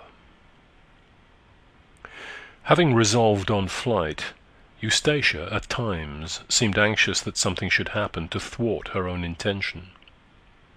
The only event that could really change her position was the appearance of Clym. The glory which had encircled him as her lover was departed now, yet some good, simple quality of his would occasionally return to her memory and stir a momentary throb of hope that he would again present himself before her. But, calmly considered, it was not likely that such a severance as now existed would ever close up. She would have to live on as a painful object, isolated and out of place. She had used to think of the heath alone as an uncongenial spot to be in. She felt it now of the whole world. Towards evening on the 6th, her determination to go away again revived. About 4 o'clock, she packed up anew the few small articles she had brought in her flight from Alderworth, and also some belonging to her which had been left here. The whole formed a bundle not too large to be carried in her hand for a distance of a mile or two. The scene without grew darker. Mud-coloured clouds bellied downwards from the sky like vast hammocks slung across it, and with the increase of night a stormy wind arose. But as yet there was no rain. Eustacia could not rest indoors, having nothing more to do, and she wandered to and fro on the hill, not far from the house she was soon to leave. In these desultory ramblings she passed the cottage of Susan Nonsuch, a little lower down than her grandfather's. The door was ajar, and a riband of bright firelight fell over the ground without. As Eustacia crossed the fire-beams, she appeared, for an instant, as distinct as a figure in a phantasmagoria, a creature of light surrounded by an area of darkness. The moment passed, and she was absorbed in night again. A woman who was sitting inside the cottage had seen and recognized her in that momentary irradiation. This was Susan herself, occupied in preparing a posset for her little boy, who, often ailing, was now seriously unwell.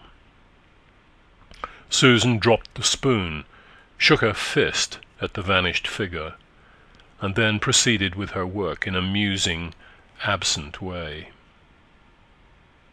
At 8 o'clock, the hour at which Eustacia had promised to signal to Wild Eve, if ever she signalled at all, she looked around the premises to learn if the coast was clear, went to the furze rick, and pulled thence a long-stemmed bough of that fuel.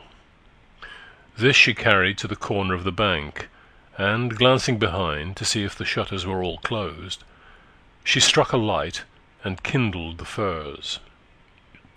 When it was thoroughly ablaze, Eustacia took it by the stem and waved it in the air above her head, till it had burned itself out.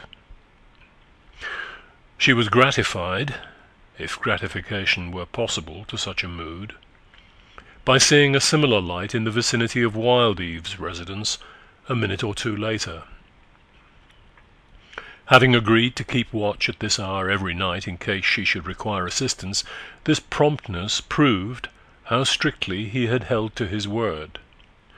4 hours after the present time, that is, at midnight, he was to be ready to drive her to Budmouth, as prearranged. Eustacia returned to the house. Supper having been got over, she retired early, and sat in her bedroom, waiting for the time to go by.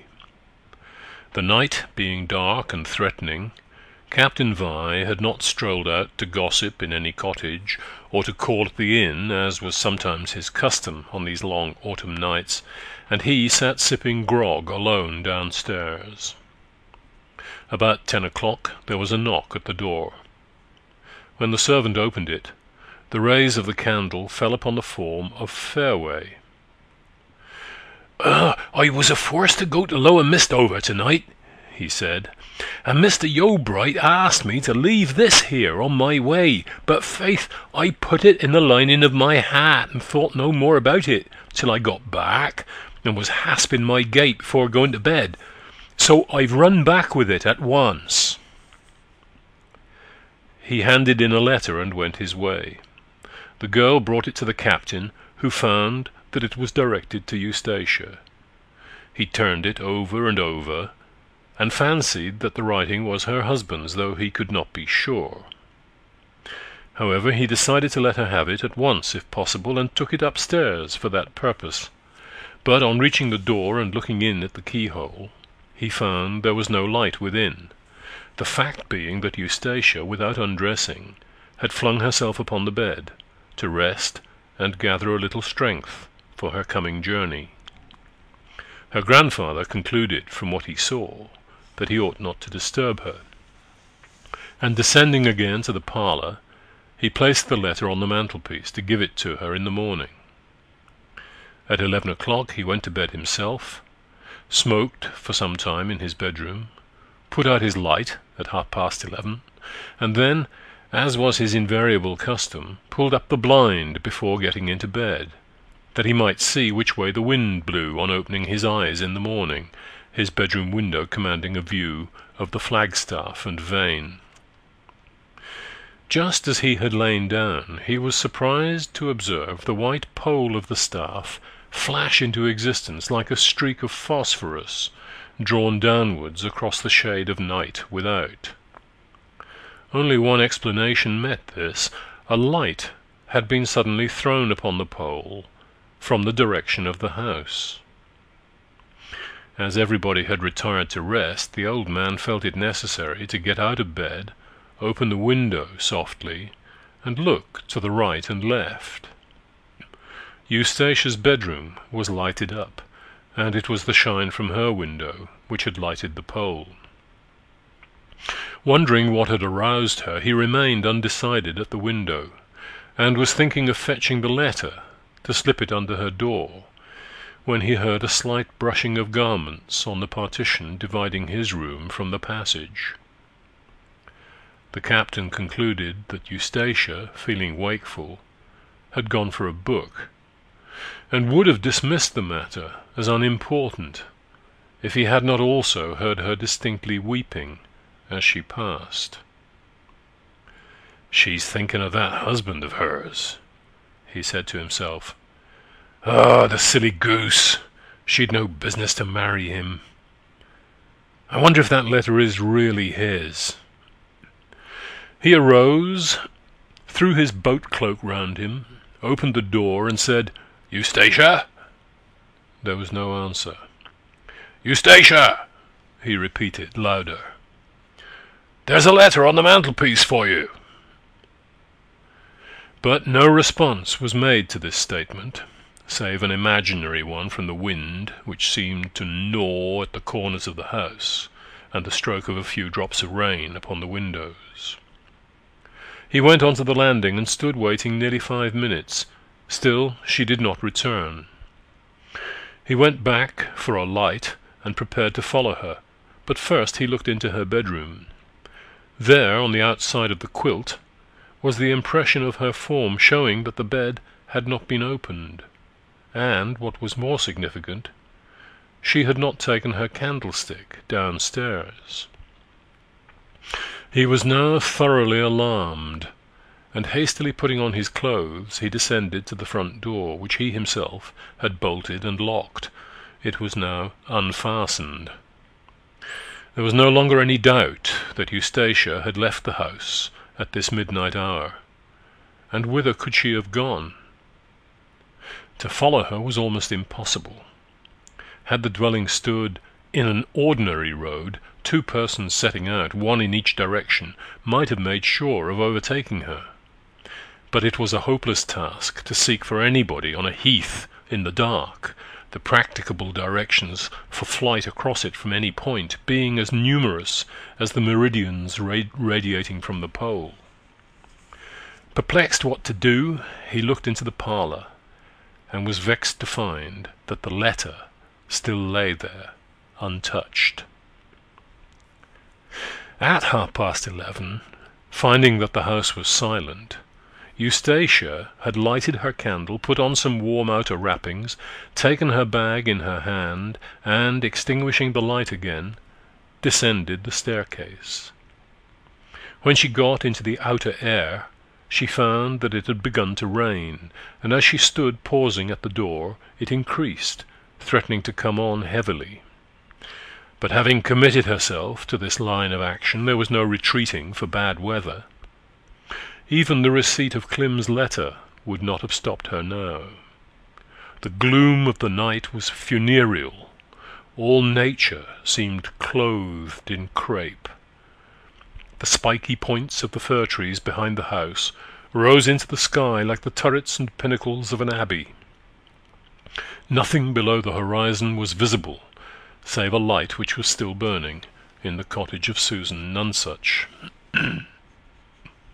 Eustacia opened her umbrella and went out from the enclosure by the steps over the bank, after which she was beyond all danger of being perceived.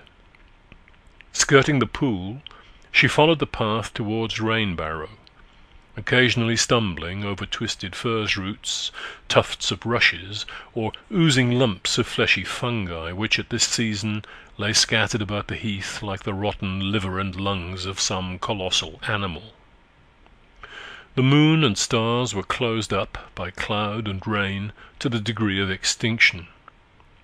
'Twas a night which led the traveller's thoughts instinctively to dwell on nocturnal scenes of disaster in the chronicles of the world, on all that is terrible and dark in history and legend, the last plague of Egypt, the destruction of Sennacherib's host, the agony in Gethsemane.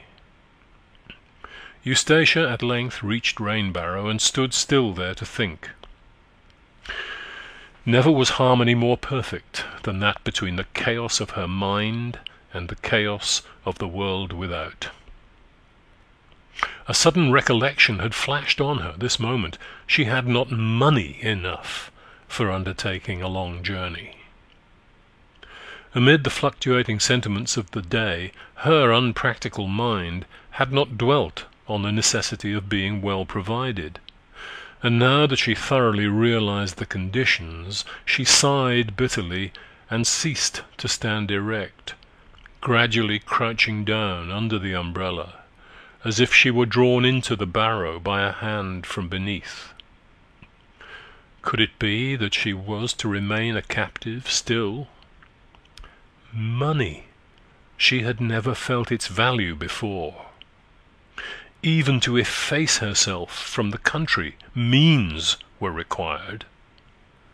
To ask Wildeve for pecuniary aid without allowing him to accompany her was impossible to a woman with a shadow of pride left in her. To fly as his mistress, and she knew that he loved her, was of the nature of humiliation. Anyone who had stood by now would have pitied her, not so much on account of her exposure to weather and isolation from all of humanity, except the mouldered remains inside the tumulus, but for that other form of misery which was denoted by the slightly rocking movements that her feelings imparted to her person. Extreme unhappiness weighed visibly upon her. Between the drippings of the rain, from her umbrella to her mantle, from her mantle to the heather, from the heather to the earth, very similar sounds could be heard coming from her lips, and the tearfulness of the outer scene was repeated upon her face. The wings of her soul were broken by the cruel obstructiveness of all about her, and even had she seen herself in a promising way of getting to Budmouth, entering a steamer, and sailing to some opposite port, she would have been but little more buoyant, so fearfully malignant were other things. She uttered words aloud. When a woman in such a situation, neither old, deaf, crazed, nor whimsical, takes it upon herself to sob and soliloquize aloud, there is something grievous the matter. "Can I go? Can I go?" she moaned. "He is not great enough for me to give myself to. He does not suffice for my desire. If he had been a Saul or a Bonaparte, but to break my marriage vow for him, it is too poor a luxury. And I have no money to go alone, and if I could, what comfort to me? I must drag on next year as I have dragged on this year, and the year after that, as before. Oh, how I have tried and tried to be a splendid woman, and how destiny has been against me. I do not deserve my lot," she cried in a frenzy of bitter revolt. "Oh, the cruelty of putting me into this ill-conceived world! I was capable of much, but I have been injured and blighted and crushed by things beyond my control. Oh, how hard it is of heaven to devise such tortures for me, who have done no harm to heaven at all." The distant light, which Eustacia had cursorily observed in leaving the house, came, as she had divined, from the cottage window of Susan Nonsuch.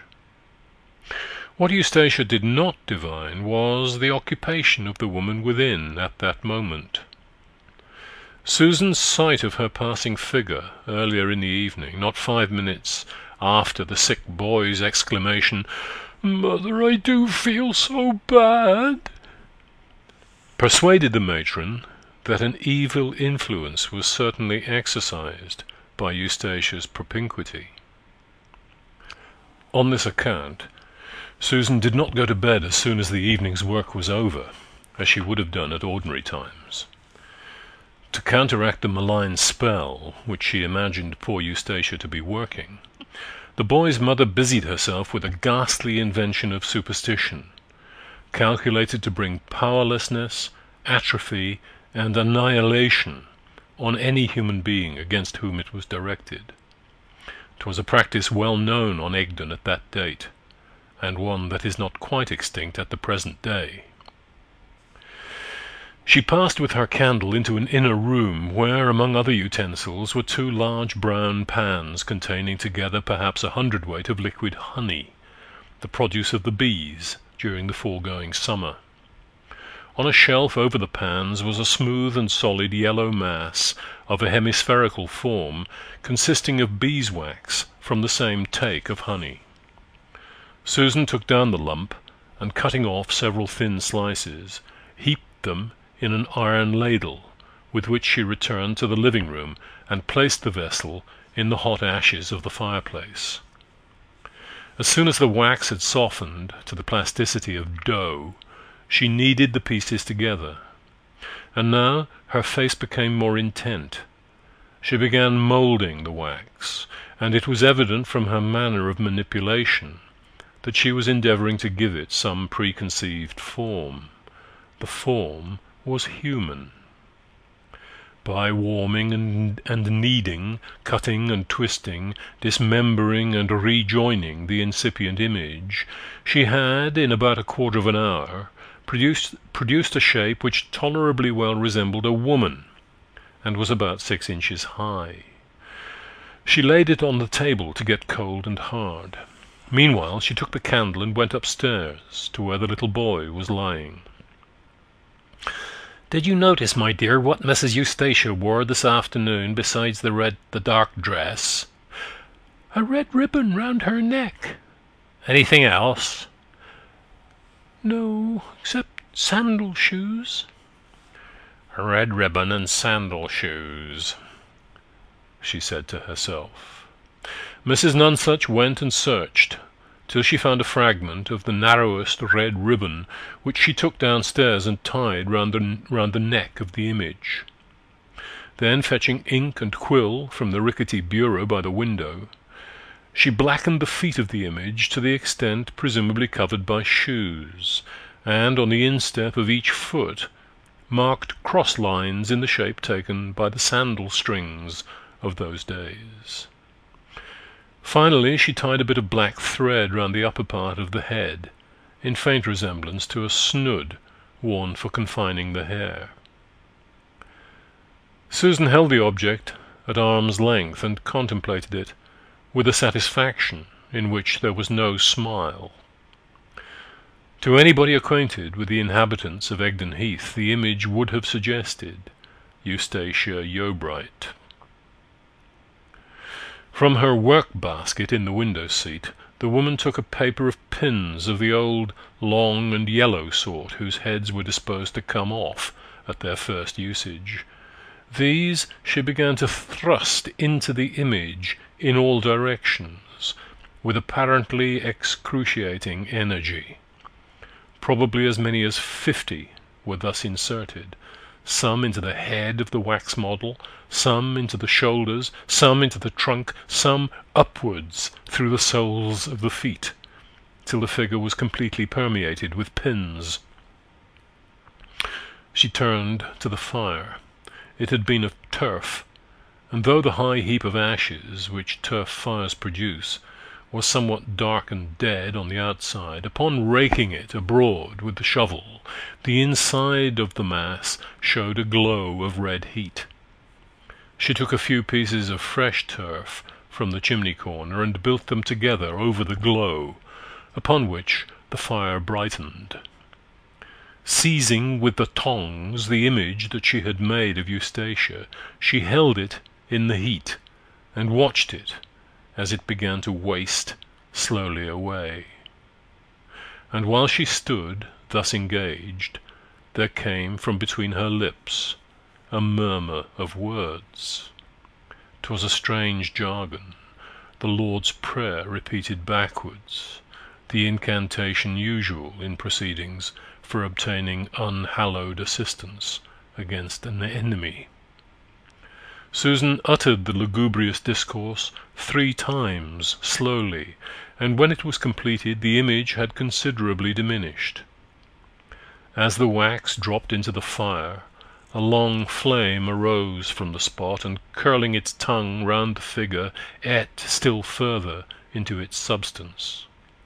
A pin occasionally dropped with the wax, and the embers heated it red as it lay. End of chapter 7.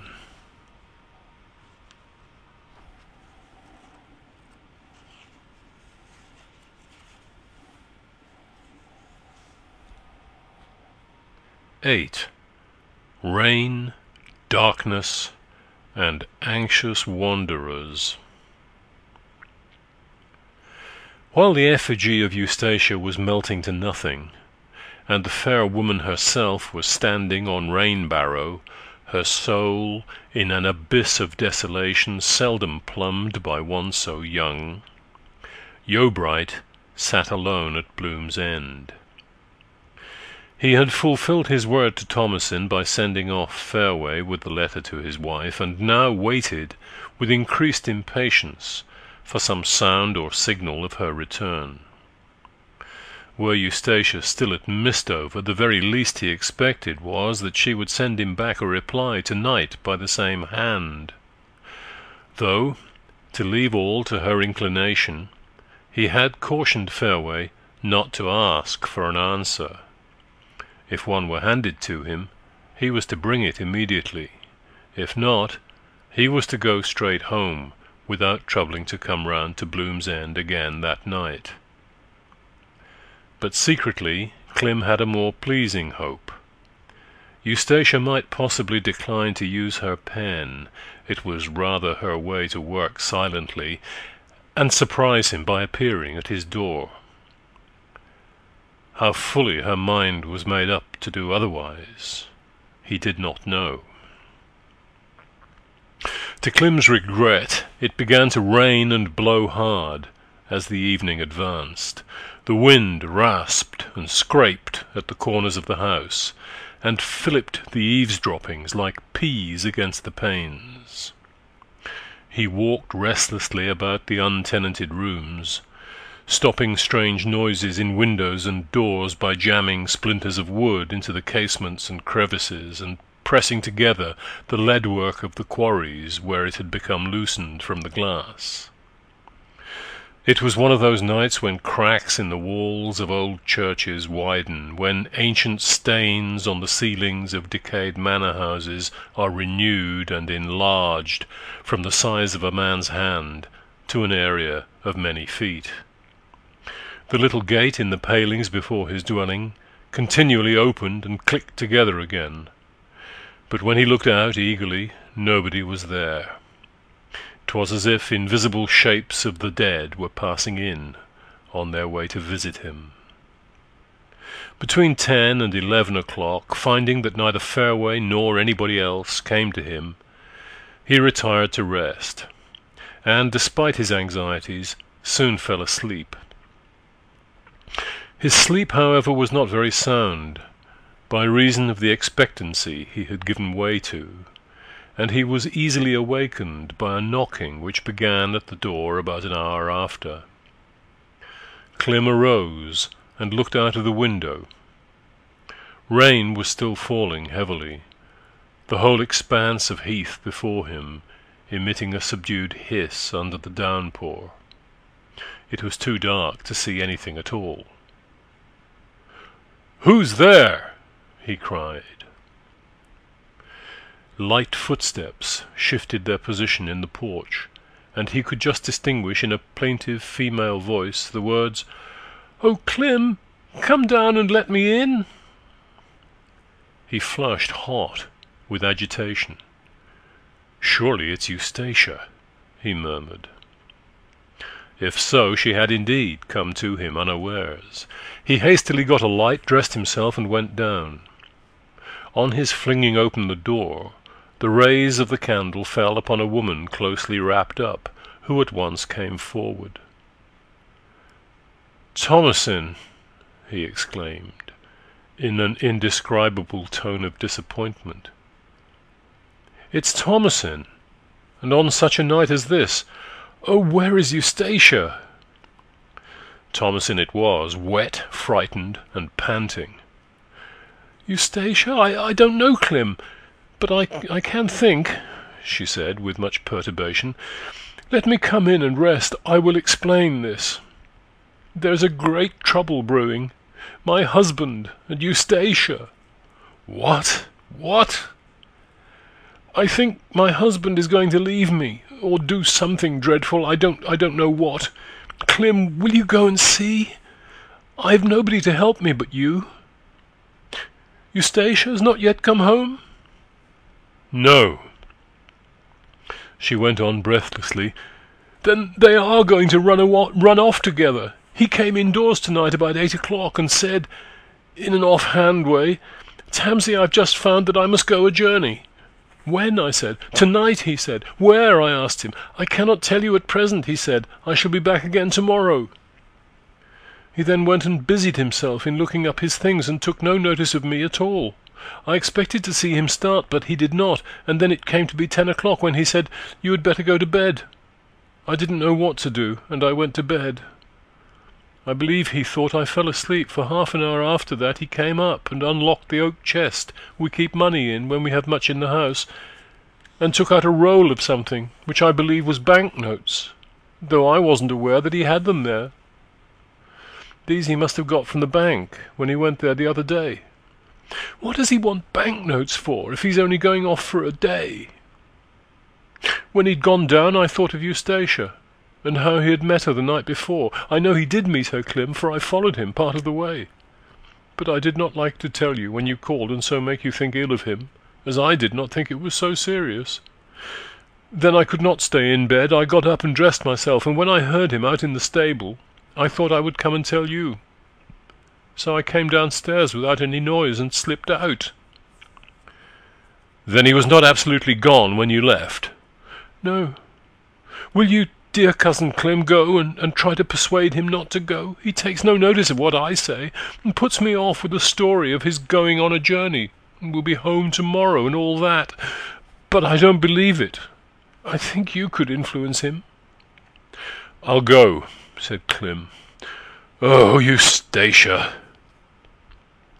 Thomasin carried in her arms a large bundle, and having by this time seated herself, she began to unroll it, when a baby appeared as the kernel to the husks, dry, warm, and unconscious of travel or rough weather.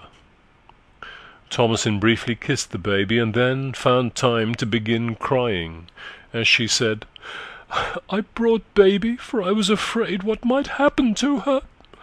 I suppose it will be her death, but I couldn't leave her with Rachel." Clem hastily put together the logs on the hearth, raked abroad the embers, which were scarcely yet extinct, and blew up a flame with the bellows. "Dry yourself," he said. "I'll go and get some more wood." "No, no, don't stay for that. I'll make up the fire. Will you go at once, please, will you?" Yeobright ran upstairs to finish dressing himself. While he was gone, another rapping came to the door. This time there was no delusion that it might be Eustacia's. The footsteps just preceding it had been heavy and slow. Yeobright, thinking it might possibly be Fairway, with a note in answer, descended again and opened the door. "Captain Vi," he said to a dripping figure. "Is my granddaughter here?" said the captain. "No." "And where is she?" "I don't know." "But you ought to know. You're her husband." "Only in name, apparently," said Clem with rising excitement. "I believe she means to elope tonight with Wild Eve. I'm just going to look to it." "Well, she's left my house. She left about half an hour ago. Who's sitting there?" "My cousin, Thomasin." The captain bowed in a preoccupied way to her. "Oh, I only hope it's no worse than an elopement," he said. "Worse? What's worse than the worst a wife can do?" "Well, I've been told a strange tale. Before starting in search of her, I called up Charlie, my stable lad. I missed my pistols the other day." "Pistols?" "He said at the time that he took them down to clean. He has now owned that he took them because he saw Eustacia looking curiously at them, and she afterwards owned to him that she was thinking of taking her life, but bound him to secrecy and promised never to think of such a thing again. I hardly suppose she will ever have bravado enough to use one of them, but it shows what's been lurking in her mind, and people who think of that sort of thing once think of it again." "Where are the pistols?" "Safely locked up. Oh no, she won't touch them again. But there are more ways of letting out life than through a bullet hole." "What did you quarrel about so bitterly with her, to drive her to all this? You must have treated her badly indeed." "Well, I was always against the marriage, and I was right. "Are you going with me?" said Yeobright, paying no attention to the captain's latter remark. "If so, I can tell you what we quarrelled about as we walk along." "Where to?" "To Wild Eaves. That was her destination, depend upon it." Thomasin here broke in, still weeping. "He said he was only going on a sudden short journey, but if so, why did he want so much money? Oh, Clem, what do you think will happen? I'm afraid that you, my poor baby, will soon have no father left to you." "I'm off now," said Yeobright, stepping into the porch. "I would fain go with thee," said the old man, doubtfully, "but I begin to be afraid that my legs will hardly carry me there such a night as this. I'm not so young as I was. If they are interrupted in their flight, she will be sure to come back to me, and I ought to be at the house to receive her. But be it as 'twill, I can't walk to the quiet woman, and that's an end on't. I'll go straight home." "It will perhaps be best," said Clem. "Thomasin, dry yourself, and be as comfortable as you can." With this he closed the door upon her and left the house, in company with Captain Vi, who parted from him outside the gate, taking the middle path, which led to Mistover. Clem crossed by the right-hand track towards the inn. Thomasin, being left alone, took off some of her garments, carried the baby upstairs to Clem's bed, and then came down to the sitting-room again, where she made a larger fire and began drying herself. The fire soon flared up the chimney, and giving the room an appearance of comfort that was doubled by contrast with the drumming of the storm without, which snapped at the window-panes and breathed into the chimney strange low utterances that seemed to be the prologue to some tragedy. But the least part of Thomasin was in the house, for her heart being at ease about the little girl upstairs, she was mentally following Clem on his journey. Having indulged in this imaginary peregrination for some considerable interval, she became impressed with a sense of the intolerable slowness of time. But she sat on.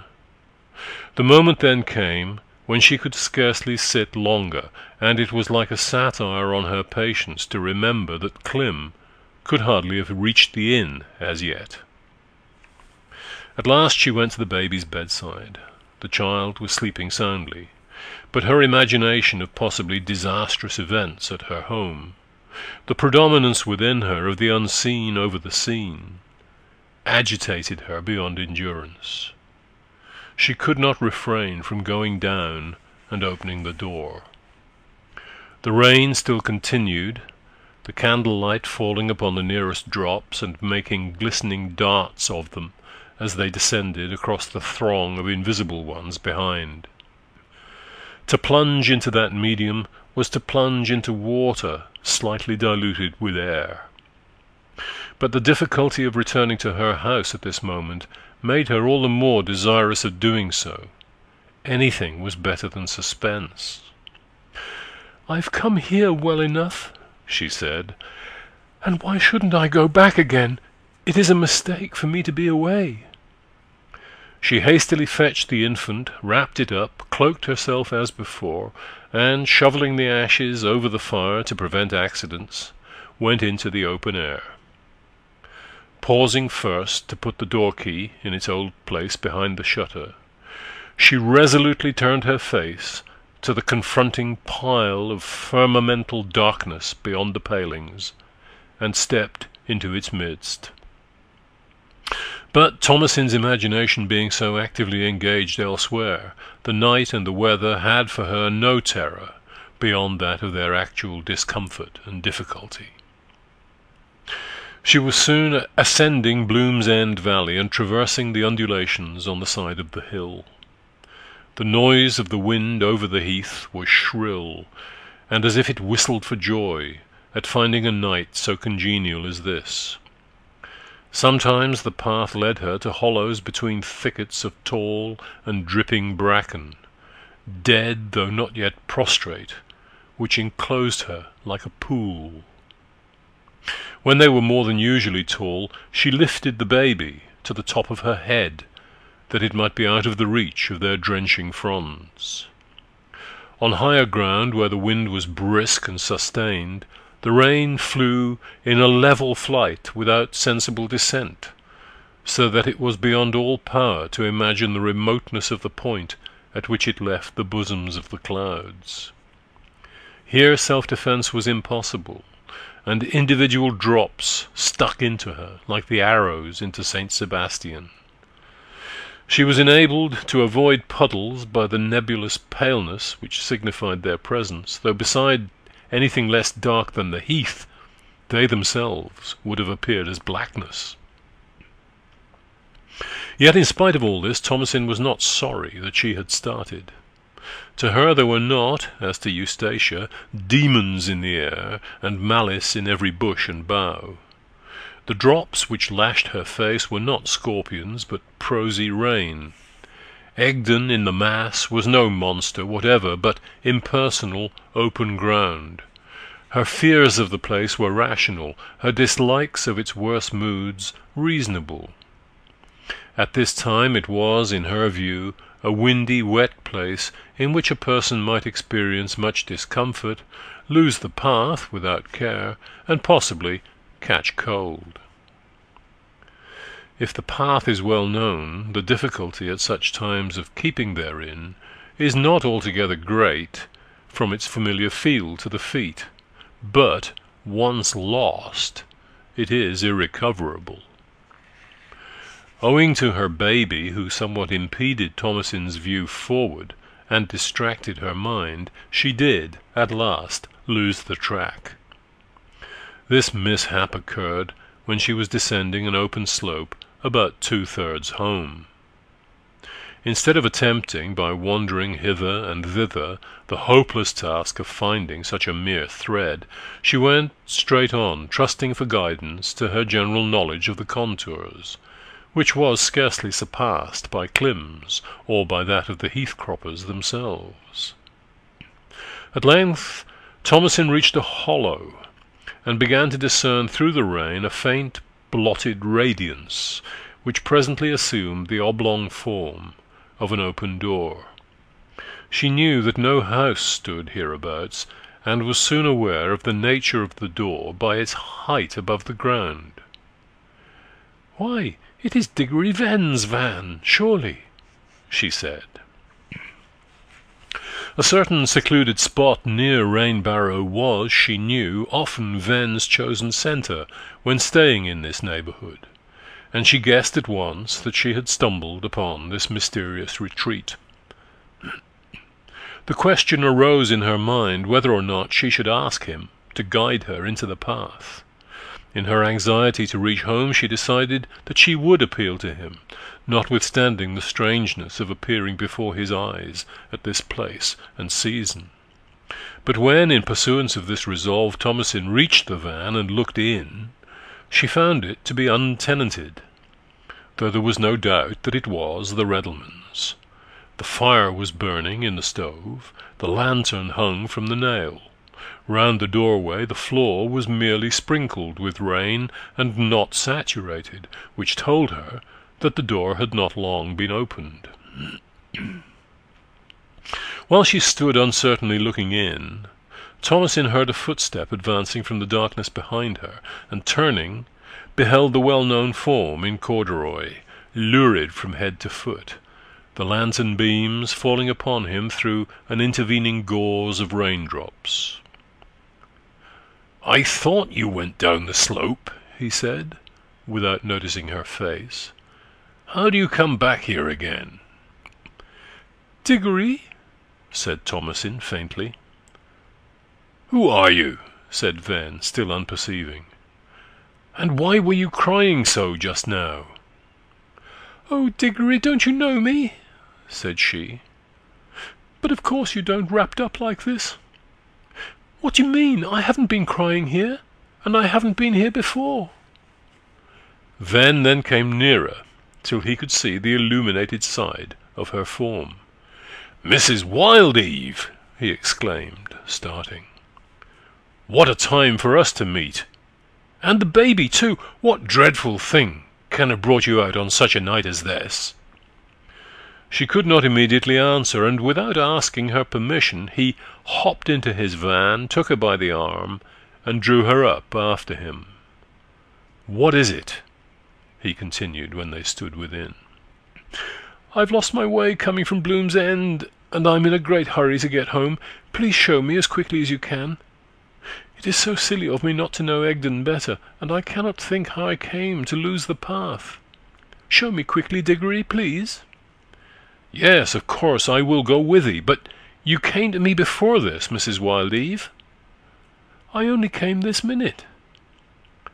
"That's strange. I was lying down here asleep about 5 minutes ago, with the door shut to keep out the weather, when the brushing of a woman's clothes over the heath bushes just outside woke me up, for I don't sleep heavy, and at the same time I heard a sobbing or crying from the same woman. I opened my door and held out my lantern, and just as far as the light would reach, I saw a woman. She turned her head when the light sheened on her, and then hurried on downhill. I hung up the lantern, and was curious enough to pull on my things and dog her a few steps, but I could see nothing of her any more. That was where I'd been when you came up, and when I saw you, I thought you were the same one." "Perhaps it was one of the heath folk going home." "No, couldn't be. 'Tis too late. The noise of her gown over the heath was of a whistling sort that nothing but silk will make." "It wasn't I, then. My dress is not silk, you see. Are we anywhere in a line between Mistover and the inn?" "Well, yes, not far out." "Oh, I wonder if it was she. Diggory, I must go at once." She jumped down from the van before he was aware, when Ven unhooked the lantern and leaped down after her. "I'll take the baby, ma'am," he said. "You must be tired out by the wait." Thomasin hesitated a moment, and then delivered the baby into Ven's hands. "Don't squeeze her, Diggory," she said, "or hurt her little arm, and keep the cloak close over her like this, so that the rain may not drop in her face." "I will," said Ven earnestly, "as if I could hurt anything belonging to you." "I only meant accidentally," said Thomasin. "The baby's dry enough, but you're pretty wet," said the reddleman, when, in closing the door of his cart to padlock it, he noticed on the floor a ring of water drops where her cloak had hung from her. Thomasin followed him as he wound right and left to avoid the larger bushes, stopping occasionally and covering the lantern while he looked over his shoulder to gain some idea of the position of rain barrow above them, which it was necessary to keep directly behind their backs to preserve a proper course.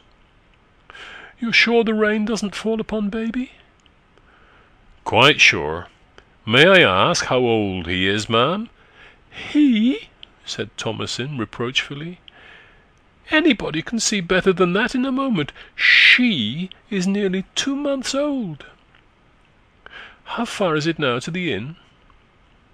"Little over 1/4 of a mile." "Will you walk a little faster?" "I was afraid you could not keep up." "I'm very anxious to get there.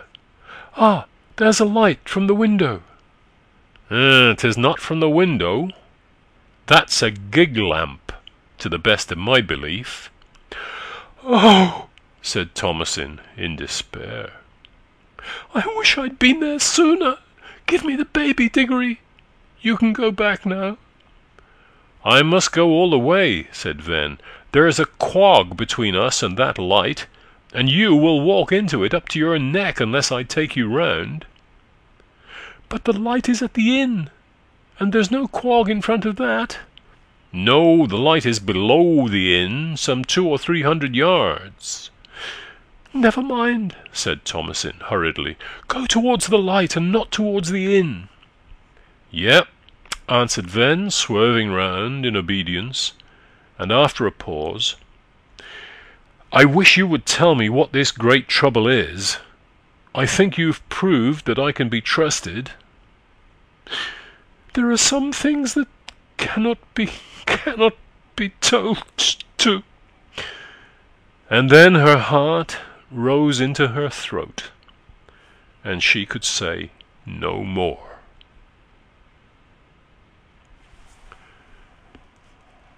End of chapter 8.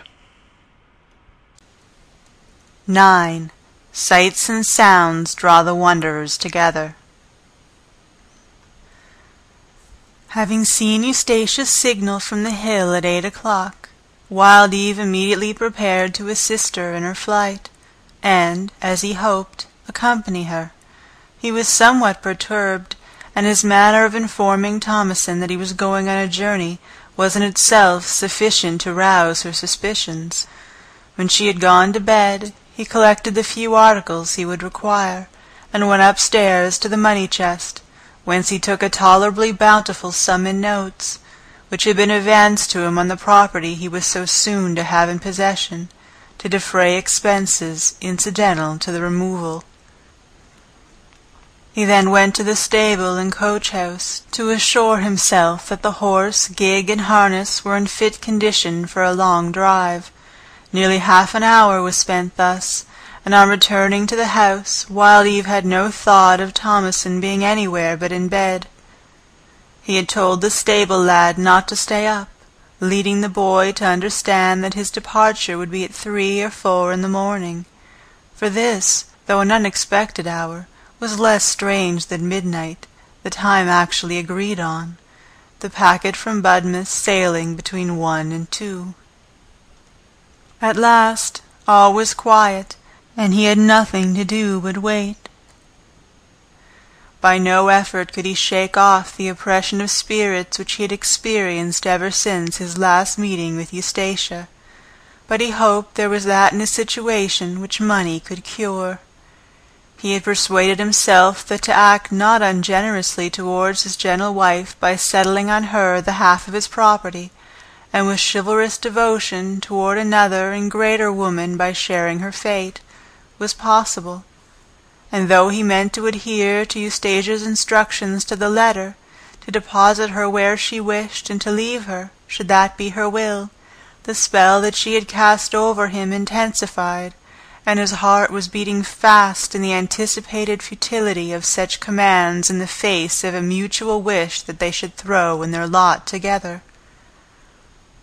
He would not allow himself to dwell long upon these conjectures, maxims, and hopes, and at 20 minutes to 12 he again went softly to the stable, harnessed the horse and lit the lamps, whence, taking the horse by the head, he led him with a covered car out of the yard, to a spot by the roadside some 1/4 of a mile below the inn. Here Wild Eve waited, slightly sheltered from the driving rain by a high bank that had been cast up at this place. Along the surface of the road, where lit by the lamps the loosened gravel and small stones scudded and clicked together before the wind, which, leaving them in heaps, plunged into the heath and boomed across the bushes into darkness. Only one sound rose above this din of weather, and that was the roaring of a 10-hatch weir to the southward, from a river in the meads, which formed the boundary of the heath in this direction. He lingered on, in perfect stillness, till he began to fancy that the midnight hour must have struck. A very strong doubt had arisen in his mind, if Eustacia would venture down the hill in such weather. Yet knowing her nature, he felt that she might. "Poor thing, 'tis like her ill luck," he murmured. At length he turned to the lamp and looked at his watch. To his surprise it was nearly 1/4 past midnight. He now wished that he had driven up this circuitous road to Mistover, a plan not adopted because of the enormous length of the route in proportion to that of the pedestrian's path down the open hillside, and the consequent increase of labor for the horse. At this moment a footstep approached, but the light of the lamps being in a different direction, the comer was not visible. The step paused, then came on again. "Eustacia?" said Wild Eve. The person came forward, and the light fell upon the form of Clem. glistening with wet, whom Wild Eve immediately recognized. But Wild Eve, who stood behind the lamp, was not at once recognized by Eobright. He stopped as if in doubt whether this waiting vehicle could have anything to do with the flight of his wife or not. The sight of Eobright at once banished Wild Eve's sober feelings, who saw him again as the deadly rival from whom Eustacia was to be kept at all hazards. Hence Wild Eve did not speak, in the hope that Clem would pass by without particular inquiry.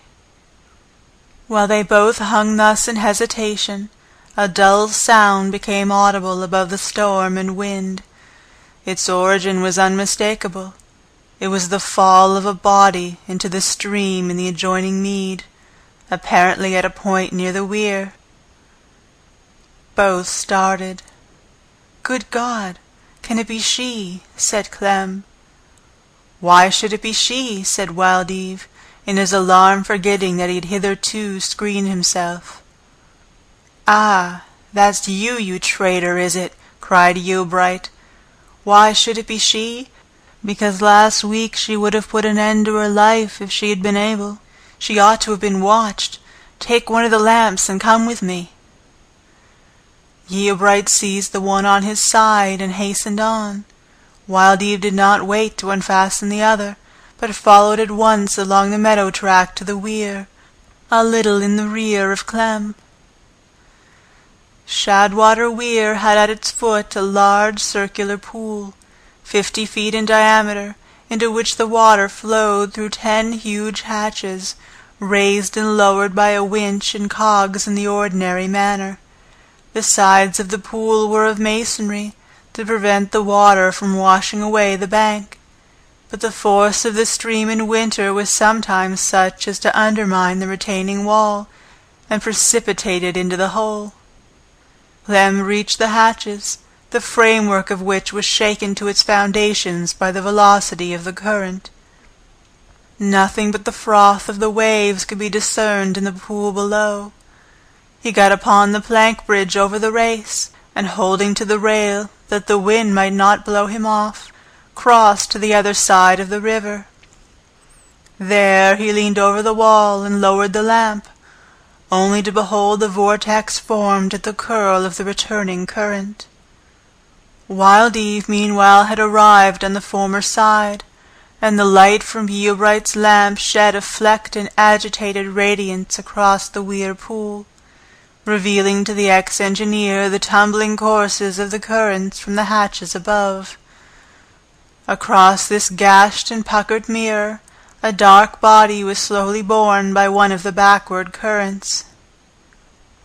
"Oh, my darling!" exclaimed Wild Eve in an agonized voice, and, without showing a sufficient presence of mind even to throw off his greatcoat, he leaped into the boiling cauldron. Eobright could now also discern the floating body, though but indistinctly, and imagining from Wild Eve's plunge that there was life to be saved, he was about to leap after.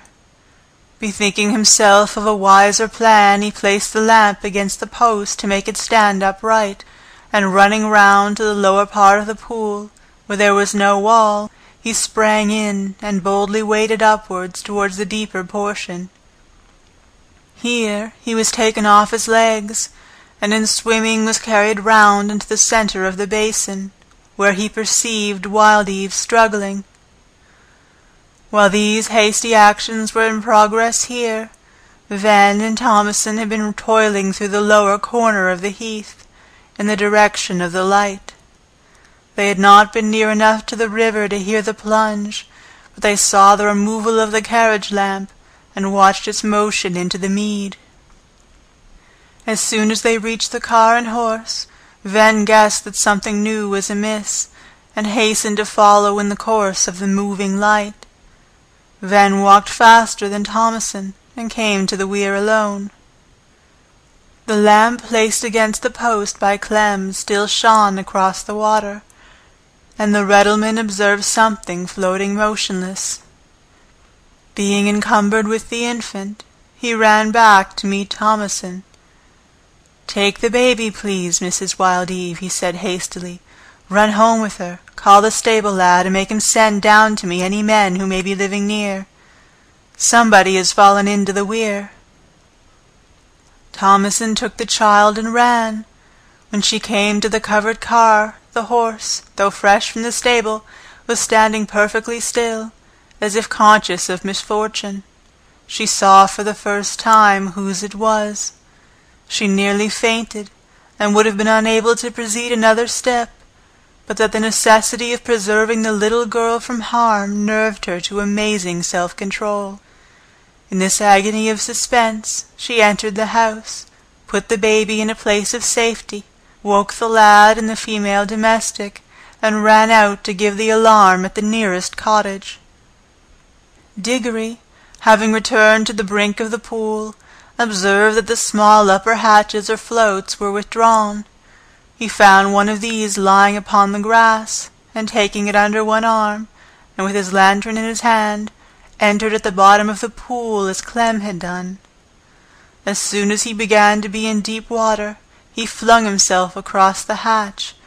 Thus supported, he was able to keep afloat as long as he chose, holding the lantern aloft with his disengaged hand. Propelled by his feet, he steered round and round the pool, ascending each time by one of the back currents, and descending in the middle of the current. At first he could see nothing.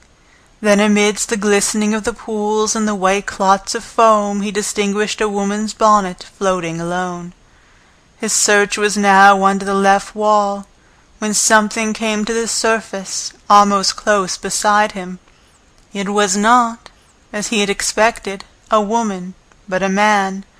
The reddleman put the ring of the lantern between his teeth, seized the floating man by the collar, and, holding on to the hatch with his remaining arm, struck out into the strongest race, by which the unconscious man, the hatch, and himself were carried down the stream. As soon as Ven found his feet dragging over the pebbles of the shallower part below, he secured his footing and waded towards the brink. There, where the water stood at about the height of his waist, he flung away the hatch, and attempted to drag forth the man.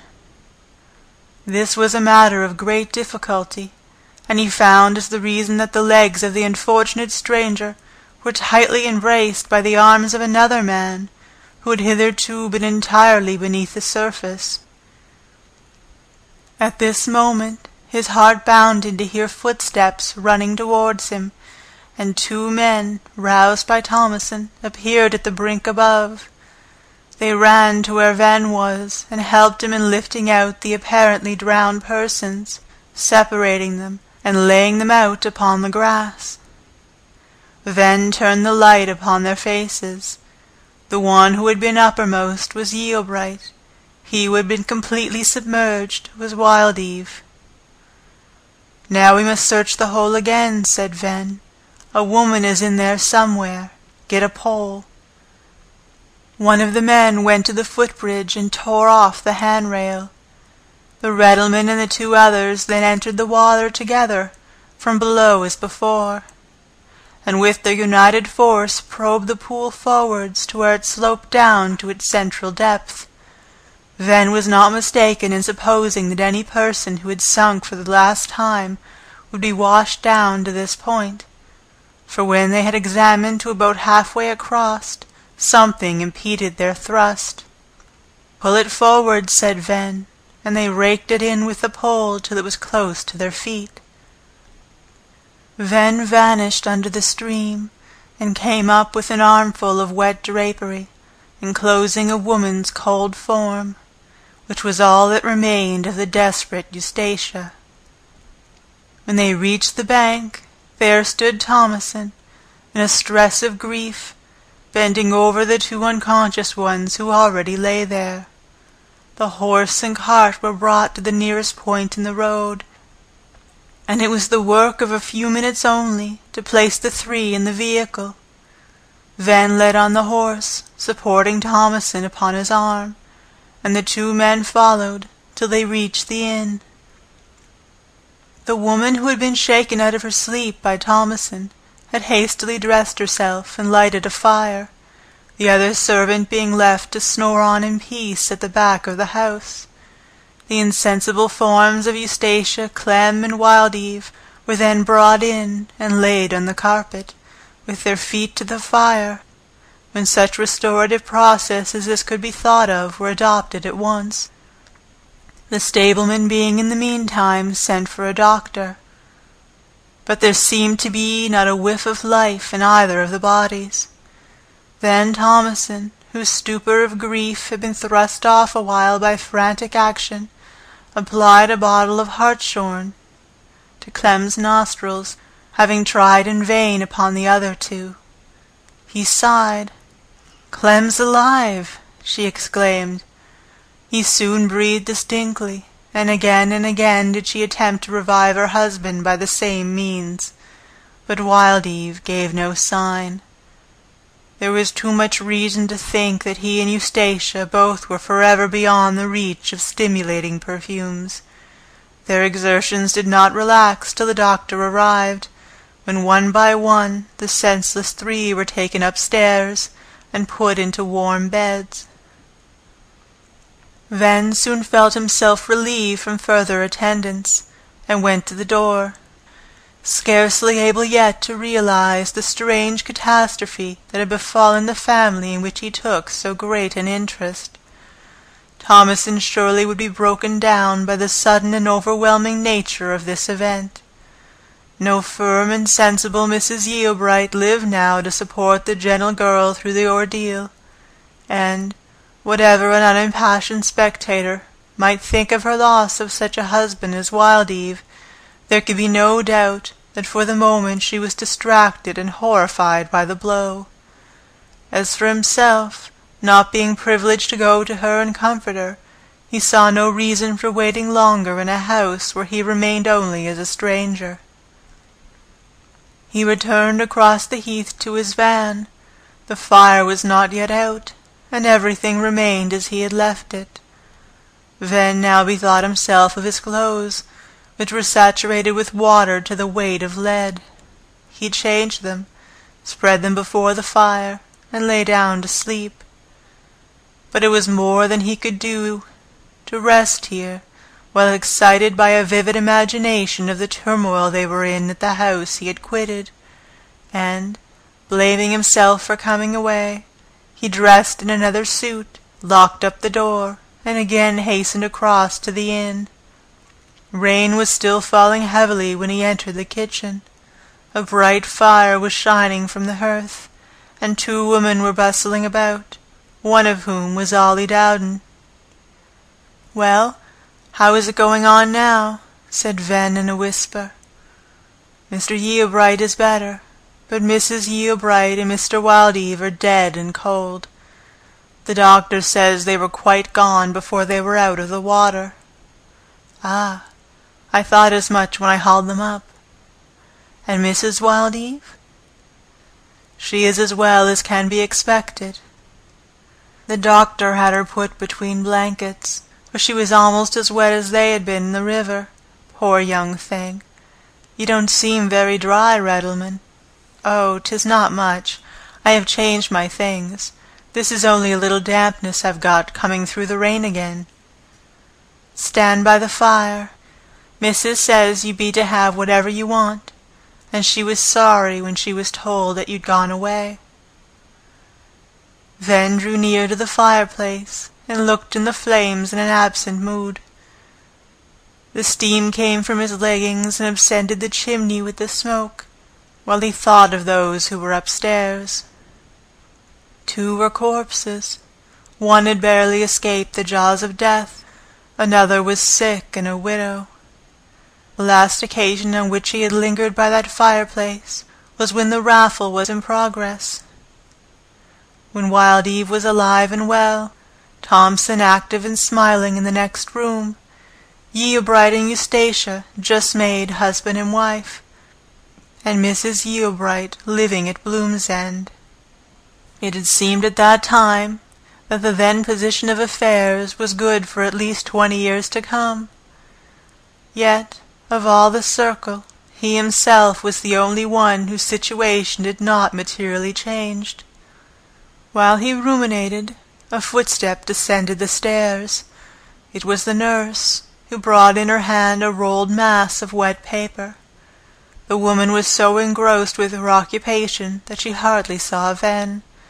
She took from a cupboard some pieces of twine, which she strained across the fireplace, tying the end of each piece to the fire-dog, previously pulled forward for the purpose, and, unrolling the wet papers, she began pitting them one by one to the strings in the manner of clothes on a line.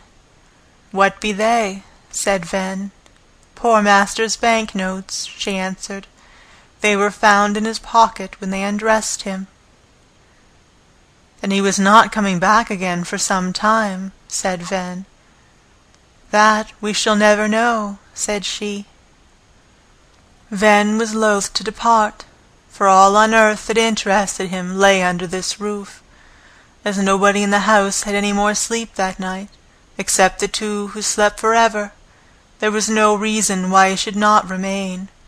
So he retired into the niche of the fireplace, where he used to sit, and there he continued, watching the steam from the double row of banknotes as they waved backwards and forwards in the draught of the chimney, till their flaccidity was changed to dry crispness throughout. Then the woman came and unpinned them, and folding them together, carried the handful upstairs. Presently the doctor appeared from above, with the look of a man who could do no more, and, pulling on his gloves, went out of the house, the trotting of his horse soon dying away upon the road. At 4 o'clock there was a gentle knock at the door. It was from Charlie, who had been sent by Captain Vi to inquire if anything had been heard of Eustacia. The girl who admitted him looked in his face, as if she did not know what answer to return, and showed him in to where Ven was seated, saying to the reddleman, "Will you tell him, please?" Ven told. Charlie's only utterance was a feeble, indistinct sound. He stood quite still, then he burst out spasmodically, "I shall see her once more?" "I dare say you may see her," said Diggory gravely. "But haven't you better run and tell Captain Vi?" "Yes, yes, only I do hope I shall see her just once again." "You shall," said a low voice behind, and starting round, they beheld by the dim light a thin, pallid, almost spectral form, wrapped in a blanket, and looking like Lazarus coming from his tomb. It was Yeobright. Neither Ven nor Charlie spoke, and Clem continued, "You shall see her. There will be time enough to tell the captain when it gets daylight. You would like to see her too, would you not, Diggory? She looks very beautiful now." Ven assented by rising to his feet, and with Charlie he followed Clem to the foot of the staircase, where he took off his boots. Charlie did the same. They followed Yeobright upstairs to the landing, where there was a candle burning, which Yeobright took in his hand, and with it led the way into an adjoining room. Here he went to the bedside, and folded back the sheet. They stood silently, looking upon Eustacia, who, as she lay there still in death, eclipsed all her living phases. Pallor did not include all the quality of her complexion, which seemed more than whiteness. It was almost light. The expression of her finely carved mouth was pleasant, as if a sense of dignity had just compelled her to leave off speaking. Eternal rigidity had seized upon it in a momentary transition between fervor and resignation. Her black hair was looser now than either of them had ever seen it before, and surrounded her brow like a forest. The stateliness of look, which had been almost too marked for a dweller in the country domicile, had at last found an artistically happy background. Nobody spoke, till at length Clem covered her and turned aside. "Now come here," he said. They went to a recess in the same room, and there, on a smaller bed, lay another figure, Wild Eve. Less repose was visible in his face than in Eustatia's, but the same luminous youthfulness overspread it, and the least sympathetic observer would have felt at sight of him, now that he was born for a higher destiny than this. The only sign upon him of his recent struggle for life was in his fingertips, which were worn and sacrificed in his dying endeavors to obtain a hold on the face of the weir wall. Eobright's manner had been so quiet, he had uttered so few syllables since his reappearance, that Ven imagined him resigned. It was only when they had left the room, and stood upon the landing, that the true state of his mind was apparent. "Here," he said, with a wild smile, inclining his head towards the chamber in which Eustatia lay. "She is the second woman I have killed this year. I was a great cause of my mother's death, and I am the chief cause of hers." "How?" said Ven. "I spoke cruel words to her, and she left my house. I did not invite her back till it was too late. It is I who ought to have drowned myself. It would have been a charity to the living had the river overwhelmed me and borne her up. But I cannot die. Those who ought to have lived lie dead, and here I am alive." "But you cannot charge yourself with crimes in that way," said Ven.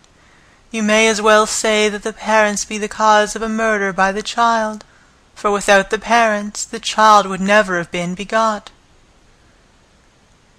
"Yes, Ven, that is very true, but you don't know all the circumstances.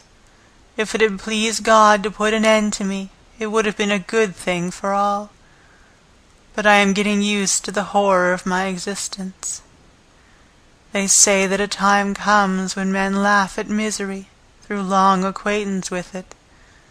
Surely that time will soon come to me."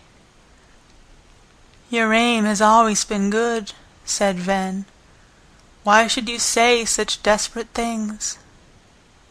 "No, they are not desperate.